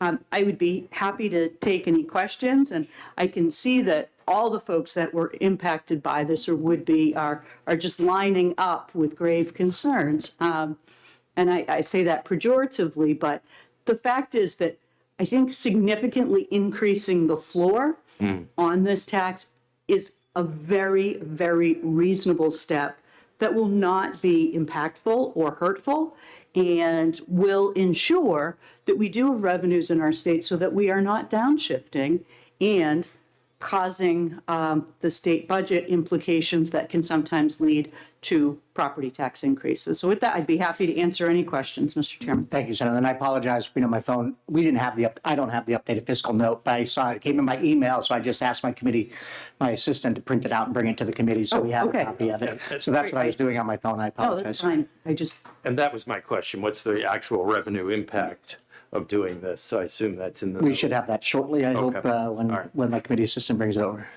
If I could just answer Senator Ennis's question, I mean, the fact of the matter is this would be completely phased out. So this will allow for some revenue, about half of what is being derived now. Half? So it's fairly significant what people are earning in interest and dividends. And obviously, these are estimates based on a snapshot in time. We recognize that there are changes in the economy where people are making a lot more in interest, people are making less.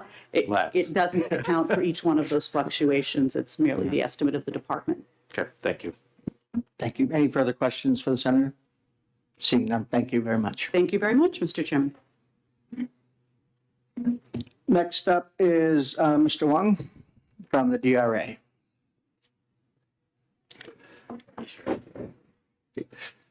Do you mind holding for 1 second? I'm going to make sure we get those numbers, so when you're talking numbers, we have an idea. So we're going to go in just a recess for 2 minutes, and I'm going to go make sure I get copies of that fiscal note for us.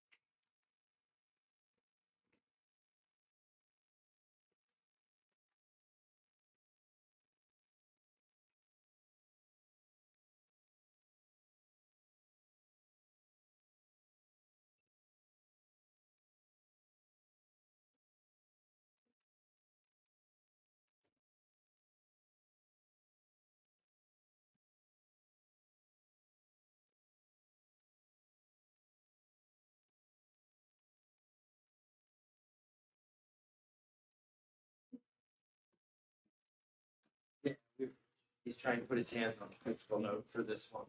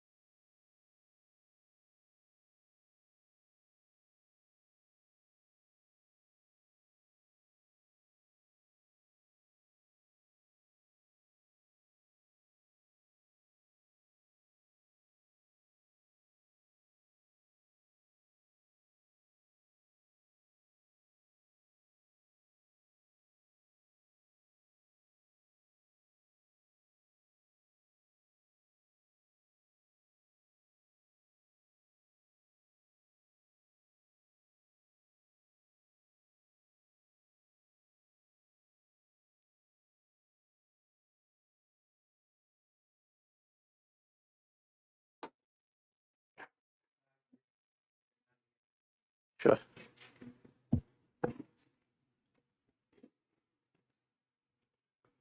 Good morning. My name is Keen Meng Wong. I am from the New Hampshire Department of Revenue Administration. The department does not have a position on this bill. We did prepare a fiscal note on this bill, and I just handed out a fiscal note quick guide on that. The few points that we just wanted to highlight in terms of if this bill were to proceed, maybe a few amendments to the bill that may be necessary in terms of administration of the of the bill itself. First off is the filing threshold. There's another section in the RSA of the IND which talks about the threshold for filing, and that threshold is still at 2,400. It has not been changed to the 50,000 threshold. So if this bill were to proceed, maybe amendments to that part of the RSA needs to be amended as well. Another point we like to make is that there's no effective taxable period end date for the commencement of this bill. It does say that the bill shall be effective immediately upon passing. That would be not an issue in terms of administering the rate change. However, there's these threshold changes for the 50,000 that probably would be best to have some language in there to say, okay, this 50,000 threshold change is now effective for which taxable period end date as well. And then a final item, which is also the change of the 4% to 5%. Currently, the 4% is for taxable period ending December 31, 23, and we're right now in calendar 23 right now. There will be estimated payments being made for 23.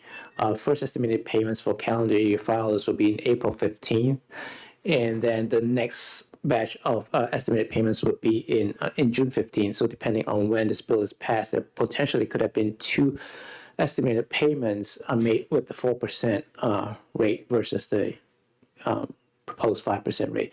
So maybe some language in there might be more warranted to address that kind of situation. And I'm happy to take any questions. Thank you. Questions from the committee?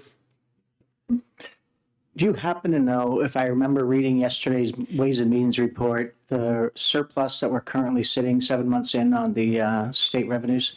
Are we sitting around $280 million, something like that? Oh, my apologies. I do not know that number off the top of my head. Thank you. Senator D'Alessandro. Thank you, Mr. Chairman. Sorry, I missed the presentation. I had an emergency. But the interest and dividends tax, how long has the interest and dividends tax been in place? I do not have that answer. I would say since the 1930s. It would have. It's been many years. Right. So since the 1930s, and based on the current. Further question, Mr. Chairman? Absolutely. Based on the current situation, who pays the interest and dividends tax? If you could give me a quick example of on the high, low, and in medium income people, who pays the tax? So in general, the IND tax is paid by residents of New Hampshire who receives taxable interest and dividends, and also according to the analysis that we've been doing, the majority of the components, the revenue components for interest and dividends, is essentially from dividends and distributions, as opposed to the interest portion. So dividends and distributions, mainly distributions, form the majority part of the revenue piece, the income piece that is subject to the IND tax. So for the point, so the wealthier people, if we're determining who pays, the wealthier people pay, because if you're collecting dividends and interest, obviously you have a corpus to draw from, and that corpus has to have some value in order to pay an interest and dividends. Is that correct? That would be a reasonable assumption. A reasonable assumption? Yes. I do not have the data to support that. I understand that, but I think a reasonable assumption. And with the modifications that are suggested in this bill, raising that threshold, that's very significant. Is it not? Yes, from 2,400 to 50,000, that would be a significant change. Yes. I'd say that's a quantum leap. Yes, that is a large change. And indeed, for the comment, sir, you're protecting the individual by giving them a greater opportunity in terms of the deduction. Is that correct? Is that a reasonable assumption? I would say that just from the data, I would say the obvious observation is that anybody that's less than 50 is receiving less than 50,000 in taxable interest and dividends would not be subject to this tax. Thank you. Thank you. Thank you, Mr. Chairman. No problem. By the way, I want to correct myself. So I pulled up my Ways and Means report, and it's $207 million in the first 7 months were over projections. So we have a surplus of $207 million to date. Any other questions? Seeing none, thank you very much, sir. Thank you. Anybody else would like to speak on Senate Bill 261 relative to the interest and dividends tax?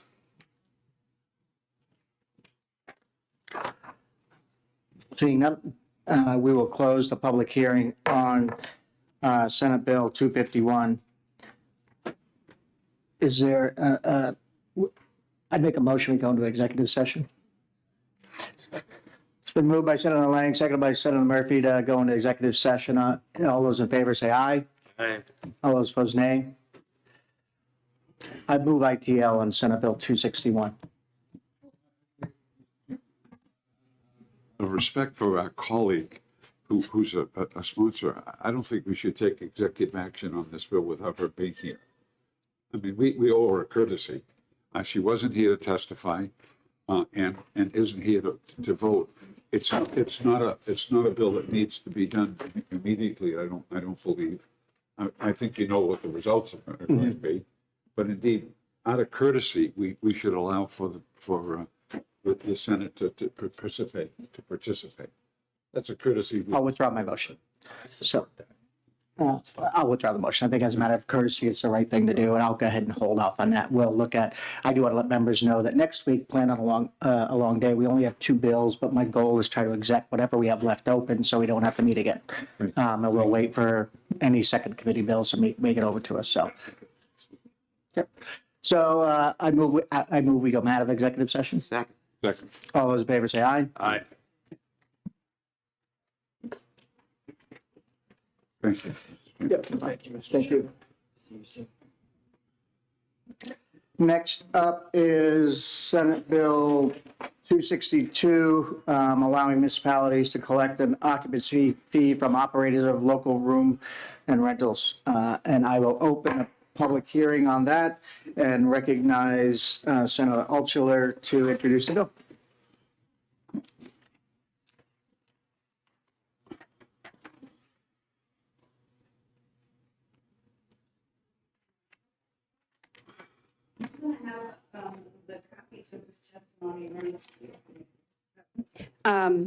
Good morning.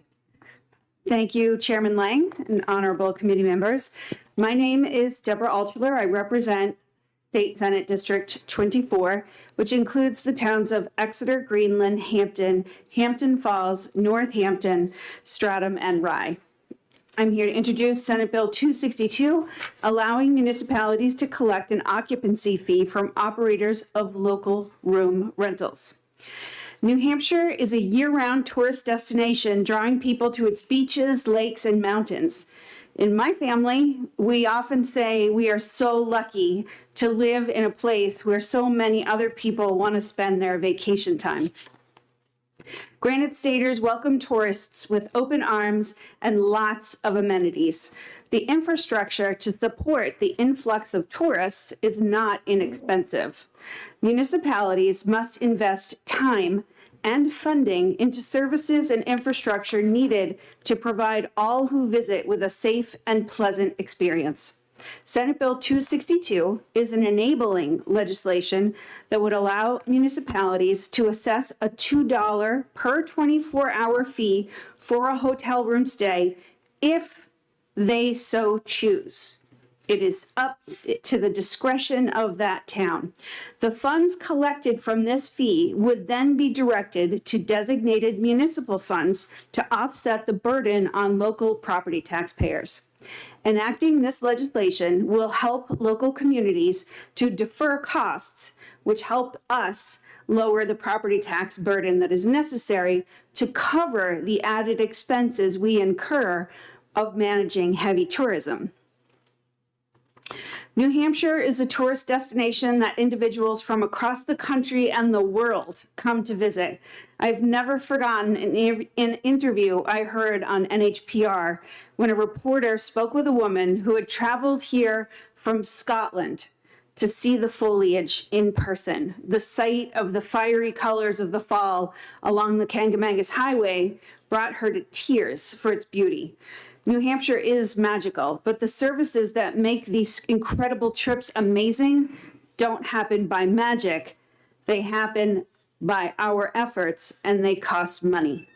Actually, they cost more money to provide them than the state sends back to us in rooms and meals tax. These visitors to our state generate significant state revenues, but they also create a burden on our local municipalities to provide the services needed to support our guests. Regrettably, this burden is one that is often left to the municipalities to fund on their own. In order to support a thriving tourist community, municipalities must invest time and funding into the services and infrastructure needed to provide all who visit with a safe and pleasant experience. For example, communities who find themselves with new hotels or structures or events will then need to make sure that their fire and safety teams are appropriately equipped, often at significant cost. These hotels, restaurants, and events attract visitors who spend their money in the community and the surrounding areas, resulting in significant revenues for the state. But the burden for funding those needed improvements and general upkeep is something that is placed on the local property taxpayers.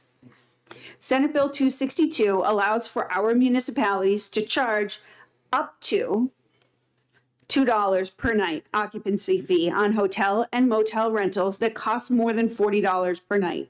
This is optional and required to go before the local voters before it can be enacted.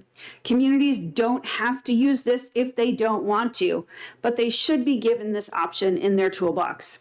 It's a tool we need to offset the costs of public health and safety costs and protect local taxpayers. I urge the committee to recommend Senate Bill 262 ought to pass. Thank you, Senator. Questions for the senator? Representative Delasander. Senator Delasander, sorry. Thank you, Senator, thank you so much for your testimony. When you say the locals will vote on it, who do you mean? Is that the elected assembly, for example, a board of aldermen, the board of selectmen, or are you saying it's a public vote?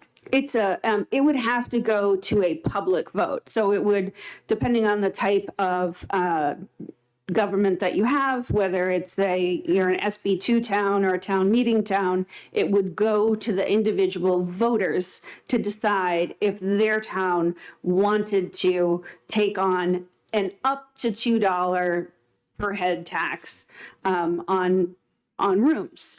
And so, no, it could not just go through the alderman or the select board. It would have to go to the voters as a warrant article. Okay, further question? Absolutely. So an SB2 town, for example, which I used to represent, would bring it to the public session.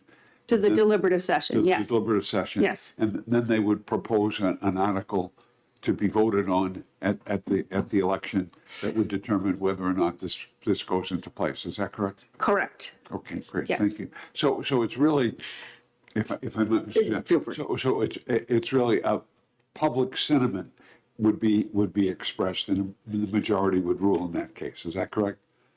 Correct. For example, in one of the towns of my district that sees a heavy influx of tourists, which is the town of Hampton, we have about 15,500 or so residents in Hampton, but in the summer months, our population goes up to 100,000. And that ends up creating a almost $600,000 bill in just public safety. So that bill, it actually costs more than that, but we get approximately 600,000 back from the state, and we've got to make up the extra 200,000. And so that would go to the community to say, look, we have this budget gap because we are providing these services. Is the town in favor of enacting a 50-cent tax or $100 or up to $2? So it would be up to the taxpayers to decide what they thought was appropriate for their town. Okay. With a cap of $2. I Yeah. understand. Thank you. Thank you, Mr. Chairman. My question is around, you said something about your population adjusts accordingly. Is that resident population or just the tourism side of the population? So the residents are still there at 15.5, and then our summer rentals that are vacant during the winter are all full, and we have like a lot of hotels. We have over 400 businesses that are in full swing in the summer months that are all serving these 100,000 visitors. I mean, we have if you have driven up on Hampton Beach for 3 blocks back, you can see like our super huge hotels, and then all of the rental motel and small rental condo communities that sweep back from the water itself. And then we also have a large number of rentals along the coast up into Northampton and Rye.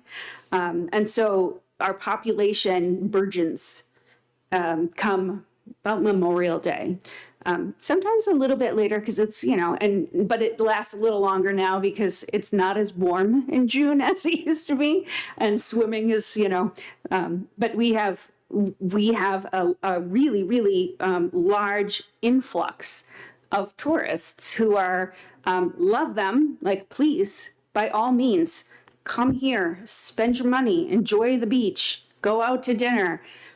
Please spend money at one of our 410 businesses.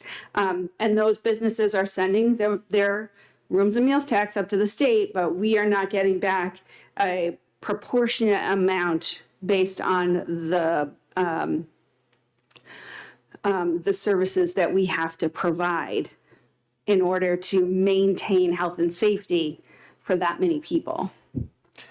So I guess I have a couple more questions. So Yeah. do you know, so last year we adjusted the rooms and meal tax and gave cities and towns significantly more revenue. Do you know how much more revenue so using Hampton as an example, how much more revenue did they get last year compared to previous years? Because now we're increasing the share. I think we went to 30% from 22%. So we increased revenue by over 12.5%, 30%. To cities and towns for rooms and meals tax distribution. Do you know how much more Hampton got? Off the top of my head, I do not, but I will tell you, and I think you probably have it in your online testimony, that the chair of our Chamber of Commerce may have those numbers in his testimony, and it has not offset the significant burden that we have incurred from having massive amounts of people, which we love. Please do come. Don't get me wrong. We want them. Like, we want everyone from Canada to come on down. We want everybody from the south to come on up. And but it is not offsetting, and we have significant gaps, particularly in law enforcement, which we're struggling with for the beach. So a follow-up question to that is, Sure.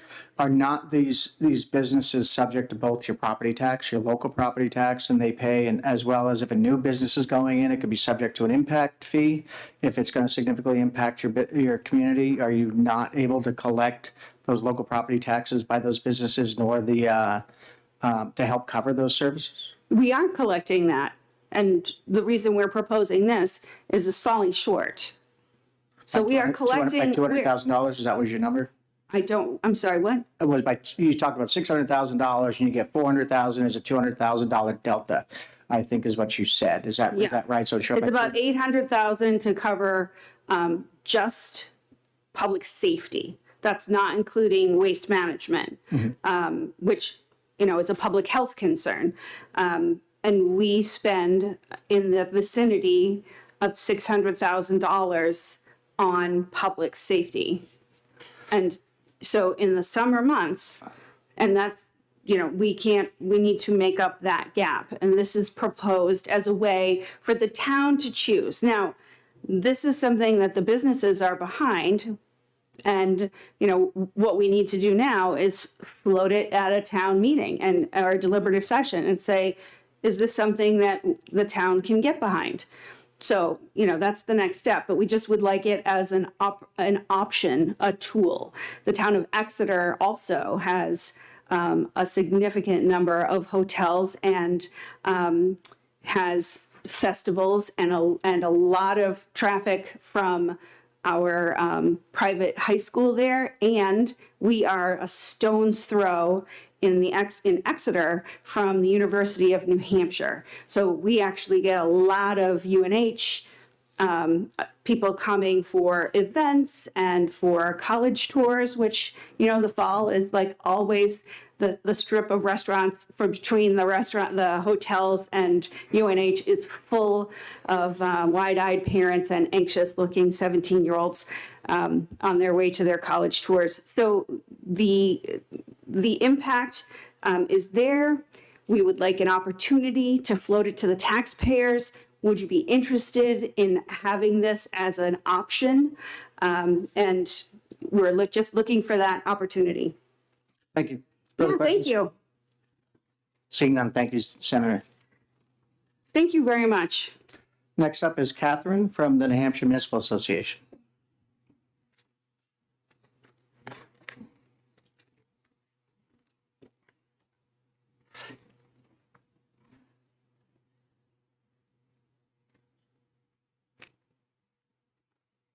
Good morning, Chairman Lane and members of the committee. My name is Catherine Heck. I represent the New Hampshire Municipal Association, as you stated, and we are here to testify in support of this enabling legislation on behalf of our members. We have had many of our members express the interest in having the opportunity to bring this before their voters as an option to, again, have segregated funds for a very particular purpose in regards to whether it's the municipal capital fund, a very specific revolving fund for certain maintenance improvements, emergency services, or a tourism support fund. I won't repeat anything stated by the senator who introduced this bill, which we're grateful for. However, I will share that the $2 occupancy is like a user fee. And we assess user fees for many different reasons, whether it's youth baseball to offset the cost to the rest of the municipality for someone using a very specific service. So it decreases overall taxation for everyone. So we view this as an option if it's going to be hurtful or non-beneficial to the businesses, that perhaps the hotel businesses in a certain community, I would assume that this would not move forward in that community for whatever reasons they state. I did want to address a question that you asked specifically about Meals and Rooms, and we want to thank you very much for the additional Meals and Rooms we're receiving. We did mail you a copy of this document that goes over Meals and Rooms specifically, and I do have the list in front of me of the breakdown for the last several years.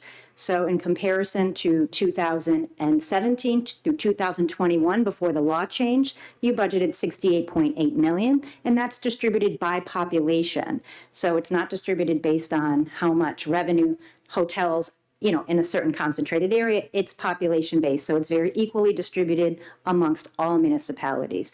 So from 2017 to 21, we saw $68.8 million, and that went up under the new change in 22 to $100,000 distribution, so a 45% increase. And this most recent year, it went up to $121 million. So those are significant increases, and we're very appreciative of it. However, to the point of the senator, it's not going to cover some of these costs, even with those increases, for the increase in services we see in communities that specifically target travel and tourism. So I can give you these copies if you'd like to have them, and another copy of our state aid book, and I'm certainly happy to take your questions. We just ask that you consider this option for our municipalities to lower property taxes for the residents of those communities. Thank you. Questions from the committee?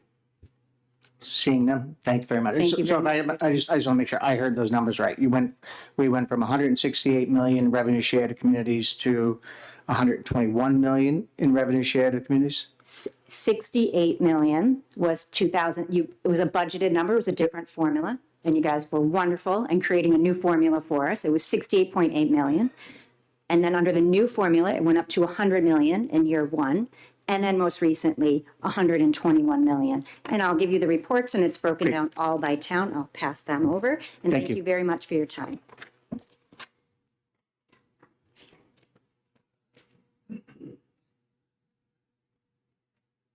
Next up, I apologize, Representative Aker, is he here? Apologize, Representative, I should have called you first.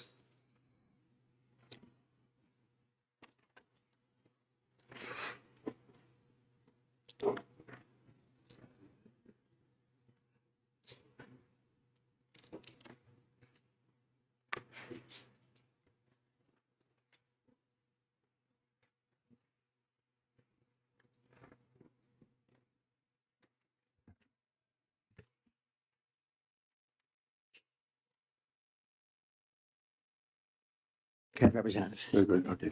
Thank you very much, Chairman.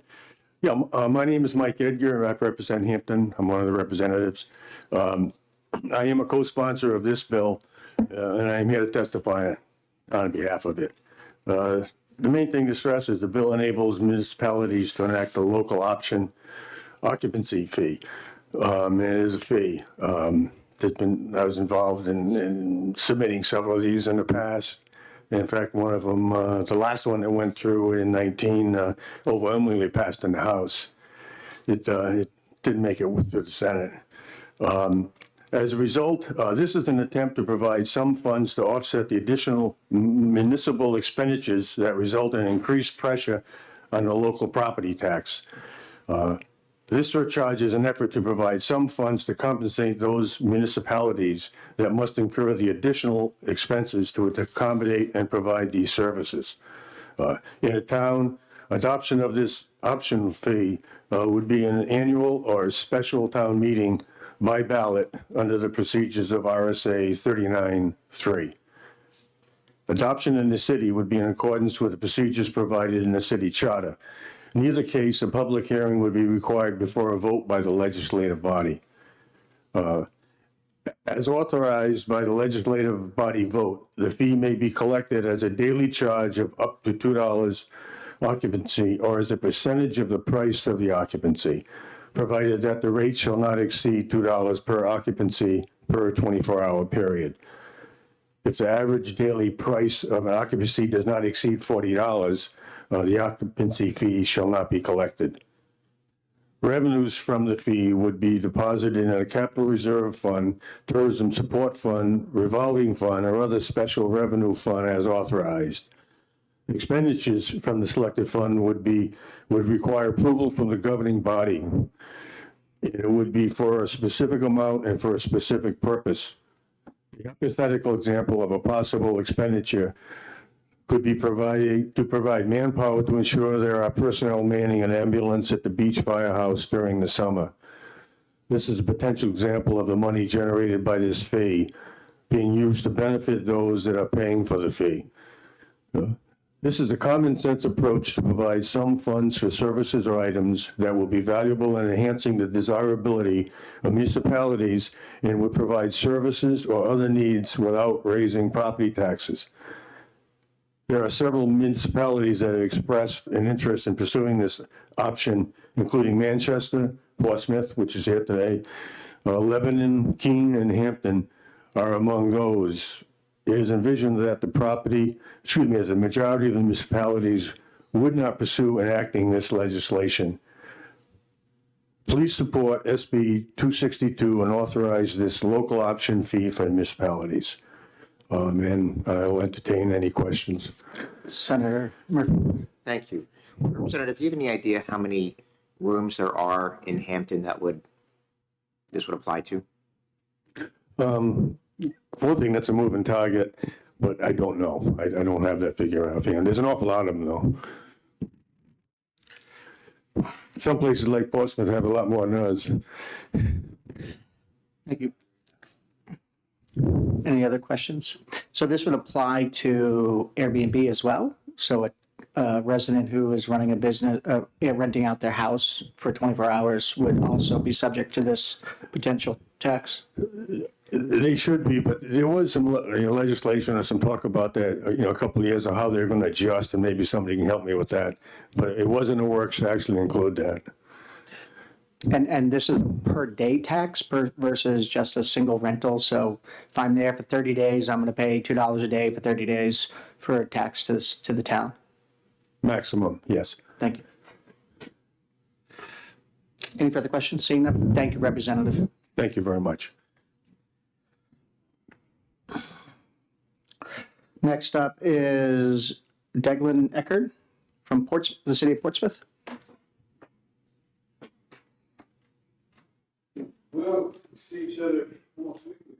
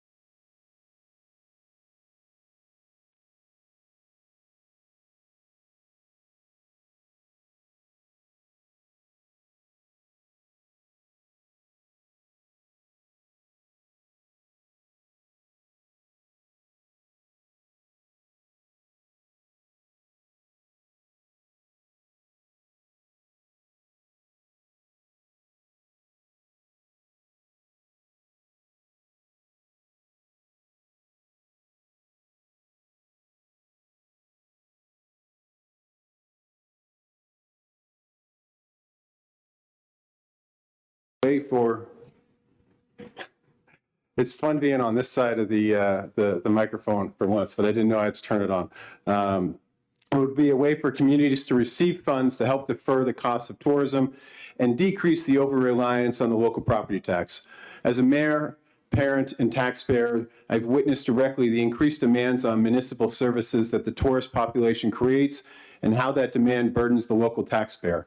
If SB 262 would permit municipalities to receive funds that would be deposited in a capital reserve fund, revolving fund, special revenue fund, or tourism support fund to help pay for municipal services related with tourism, each city or town could use these funds to address their particular needs, as no two communities are alike. This gives cities and towns local control to make these decisions, while at the same time improving tourism in the state, which benefits all New Hampshire citizens. Hospitality-related businesses were some of the hardest hit during the pandemic. The recovery of these businesses is vital to our city and our state. The city was unable to host a traditional number of annual special events for tourists to enjoy during the pandemic.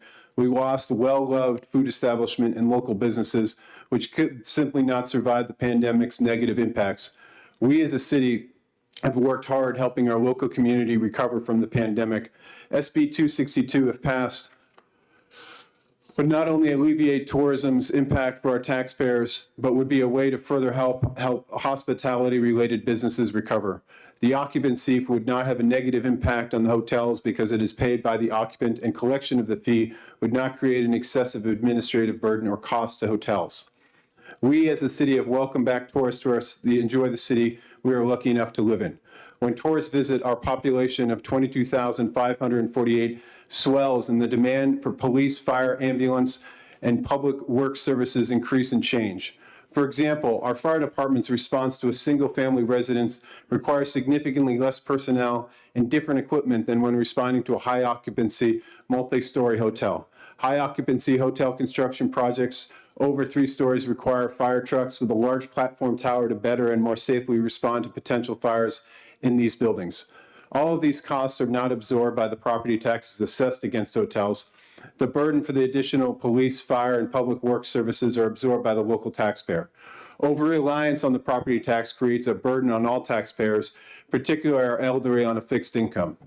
Although many of our seniors may qualify for an elderly exemption, the exemption amount cannot keep pace with the recent increases in appraised property values and associated property taxes. Cities and towns need alternative sources of revenue other than the overburdened property tax. This is particularly true due to the history of state downshifting costs in local municipalities. In particular, the state's downshifting full retirement costs of municipalities has caused local budgets to significantly increase. Although the state made a contribution of 7.5% of employer costs for police, teachers, and firefighters last year, this contribution was a one-time payment. Notwithstanding the recent improvements to the real meals and rooms distribution, the state has not fully applied the catch-up formula, which reduces distributions to municipalities, increases the burden on the property taxpayer. SB 262 would be a way for communities to raise funds to offset downshifting costs, support tourism, and relieve the burden on the local taxpayers. The city has long advocated for the occupancy because enabling legislation will help municipalities to further costs borne by local communities and will help hospitality-related businesses that fuel New Hampshire's tourism economy. For those reasons described above, I would ask the Senate Ways Committee to vote SB 262 ought to pass. I'm happy to answer any questions. Senator Murphy. Thank you, Mr. Chairman. How many rooms do you believe that Portsmouth has that would be subject to this fee? So there's like 1,891 right now, not including Airbnbs. That's a little trickier to, but there's probably about 2,000 that will be online in the coming months. So 2,000 is probably a good number. Thank you. Further questions? So I just have one, and I guess, so as I look at this, we talk about rooms and meals distribution, right? So we changed that in the last year, in the last budget cycle. Portsmouth alone is going to see a $1.3 million increase in its rooms and meals distribution. Are you saying your costs, the gap between what you make in rooms and meals and other, never mind all the other returns that were made that exceed $1.3 million in revenue? We would. So, and it's appreciated that you're making those changes and continue to make those changes. That's up from $1.2 million, and I think we saw about a $700,000 increase in that in the last fiscal year, although those numbers, we can confirm those. It's harder for us to show how much we deliver to the state of New Hampshire. That's an estimation based on a third of it comes from Rockingham County, but between $25 and $35 million is what the city of Portsmouth generates and delivers to the state of New Hampshire. So based on the amount of revenue that we're delivering, pales in comparison to that because of the way the rooms and meal is distributed, and that's based on population size. We have a population of 23,000 people and a budget for police and fire of $23 million. I don't know any other town that has a $23,000 or 23,000 size of their town with as big of a police and fire. We run that ship as tight as we can, but when our town swells to 60, 70,000 people, there's just not a way to keep health and safety to the point that we all need to enjoy without raising additional funds in order to do so. Again, against the $3 million or so that we collect in property taxes from the hotels. So thank you. So I guess I come back to my question is I'm trying to struggle with the idea of adding additional tax to lower property taxes. And I guess my question is this: the state distributed $1.3 million new revenue to the city in the last year, and how was that used, this new revenue, to lower property taxes? Well, it goes into our general fund. Otherwise, aside from what this would be going to, part of the problem when you're a mayor and any leader in a city and you believe in free enterprise and you want to see communities flourish, and we certainly understand our role within the state to be able to deliver a lot of funds. We think of us as, one big happy family in the state of New Hampshire, and understand that this all works for different ways. We like to come up here. We don't see any snow down there this winter, so Mayor Boulay has done a good job keeping the sidewalks reasonably clear in the mountains. So believe in our shared responsibility. Where that's difficult, I'd say most folks in Portsmouth would say, "What have we gotten out of these hotels? Don't want any more. Why can you stop? Why can't you stop building hotels?" There's limits to what zoning allows and what doesn't allow. And I personally believe in free enterprise and the market to be able to deliver, what's there. It's to help align that the hotels, for the additional services that they require in terms of ladder trucks, increased tourism, and just the general amount of people that are coming, to be able to have skin in the game. I don't view it as a tax. That's going to be a healthy disagreement. It's going to go as a fee, as many other municipalities do in other parts of the world, to be able to deliver and align our interests with that of the hotels so that we can continue to have a great city and that the residents can feel as though everybody is pulling their fair share when it comes to the amount of services that are required.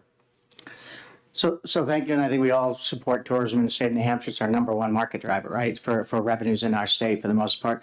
But again, I go to the idea and the concept of adding another tax or a new tax to a community that received $1.3 million in new revenue, but didn't lower taxes already. Now we're going to add another tax, and how do we know that it's going to go to lower taxes to help our property owners versus? Well, you might, so I can, the question in there.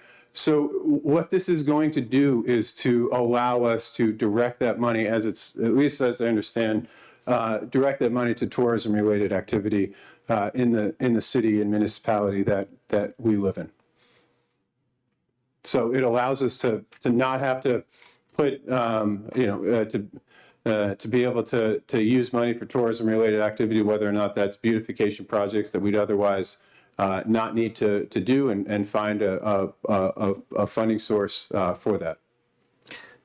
But couldn't you have done that with the $1.3 million that the state sent you in extra revenue and had done the same exact thing?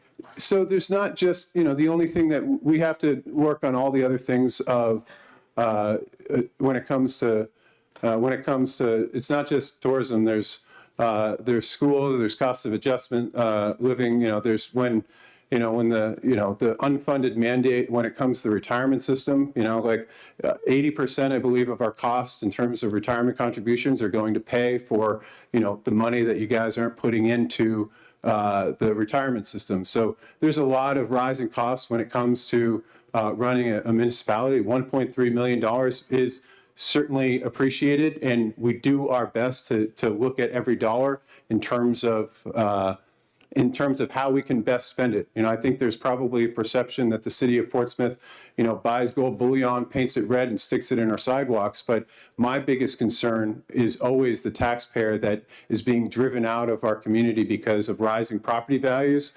That if we keep our budget flat and our tax rate went up, I think it was 10 cents this last year without doing revaluation. So that went into helping keep taxes low.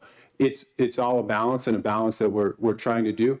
I would simply say, and I know Senator D'Alessandro has stand up, this is, I believe that we're a great state because we have multiple different communities that make up a great state.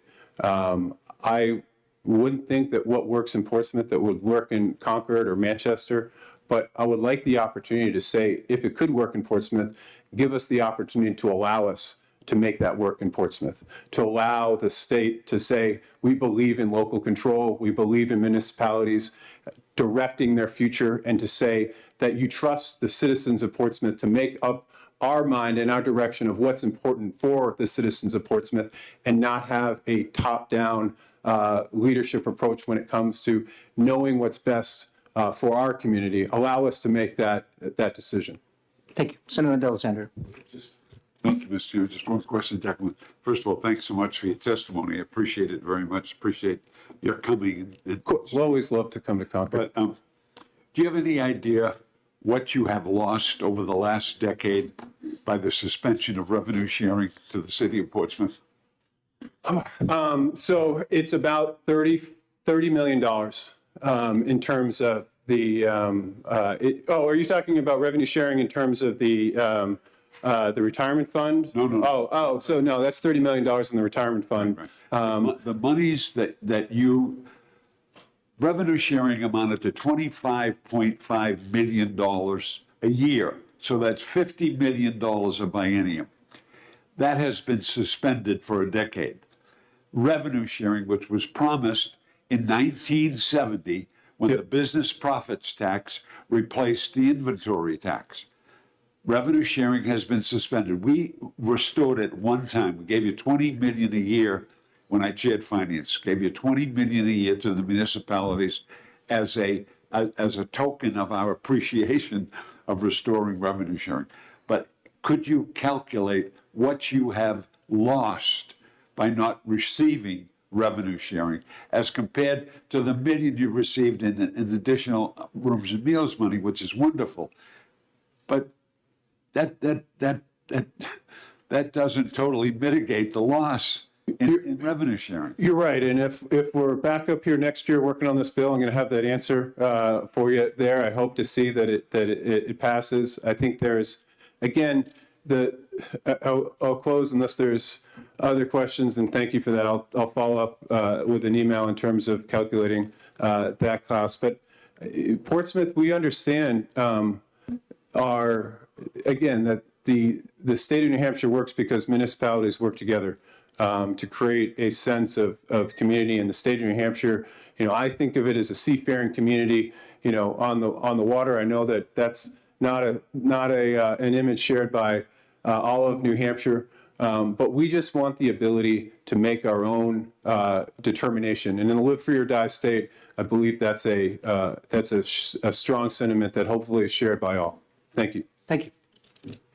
Seeing no other questions, thank you very much. And our last speaker is Heidi Milbrand.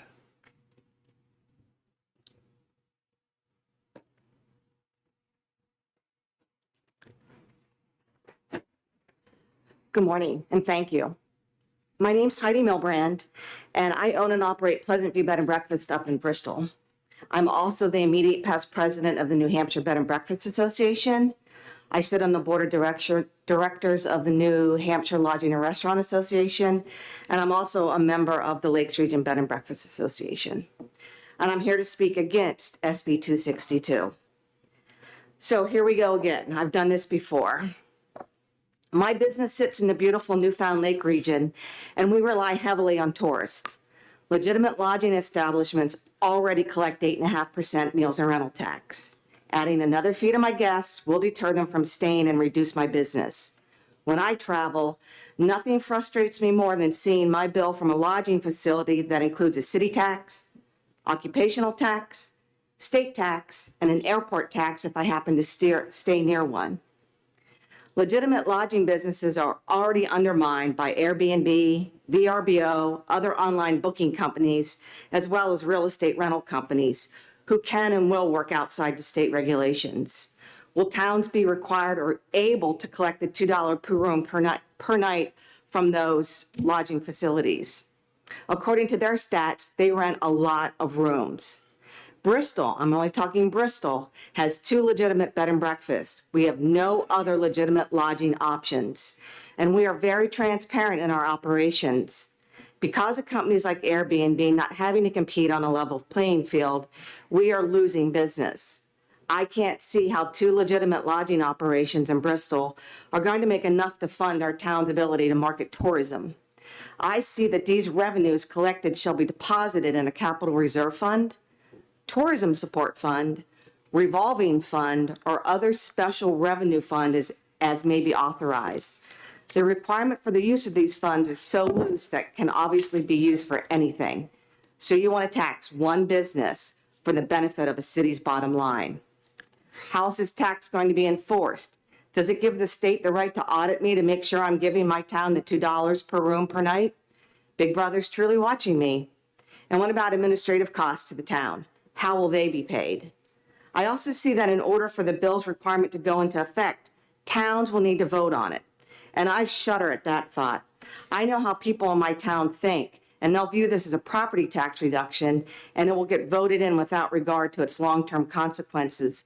And I can say that in all honesty because I'm also the Bristol town rep for our school board, and I see what happens when they see anything that can reduce property taxes. This bill is being proposed by larger cities as a money grab for them. The amount that small towns could collect is inconsequential. In fact, it's going to put an additional burden on me, the town, and my fellow legitimate lodging partners to collect and remit yet another tax or fee. I urge you to truly think about what you're requesting. Please don't turn New Hampshire into Taxachusetts. Thank you. Thank you. Questions? Seeing none, thank you. All right, thanks. I did have one more question for Senator Altshuler if she wants to come up.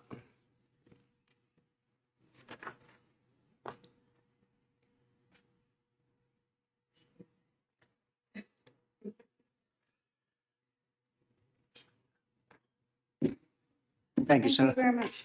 Thank you, Senator. So I guess my quick question was, and it came up because the conversations you had about the fact that the renter, the hotel or Airbnb, whatever, is acting as the collection agent for the city in order to collect this tax and remit the tax. And I know that in the rooms and meals tax, we allow these people who are doing the work of the state to keep a portion of at least the rooms and meals tax. Is there any portion they get to keep in here? Is there any in here for them acting as a tax collector for the state and any new software upgrades they have to do? I mean, that's the reason why we give them 3%, I believe is the number, 4%. We let hotels keep 3% of the tax because they have software upgrades to do and that kind of thing, whether, so is in your provision now that they're acting as a tax collector for the city, do they get to keep any portion of that fee to deal with any software changes or additional administrative costs? Is this on? Yeah, so thank you for the question. And thank you for pointing that out. There, at the moment, we do not have a mechanism for that. No, we do not have the mechanism for that. However, the businesses that would be participating, should the town choose to participate in this, are already paying tax to their city. So yes, there would be an added administrative cost, and I'd be thrilled to work with you on maybe putting an amendment in for administrative costs to be levied out of that user fee. Yeah, thank you. Thank you. Any other questions? Seeing none, anybody else wish to testify on Senate Bill 262? Seeing none, I'll close the public hearing on Senate Bill 262. Just as a matter of note, we're done with the public hearing, but next week when we meet, we have 2 bills on the schedule, and our goal is to exact all Ways and Means bills by the end of session next week. And we are adjourned.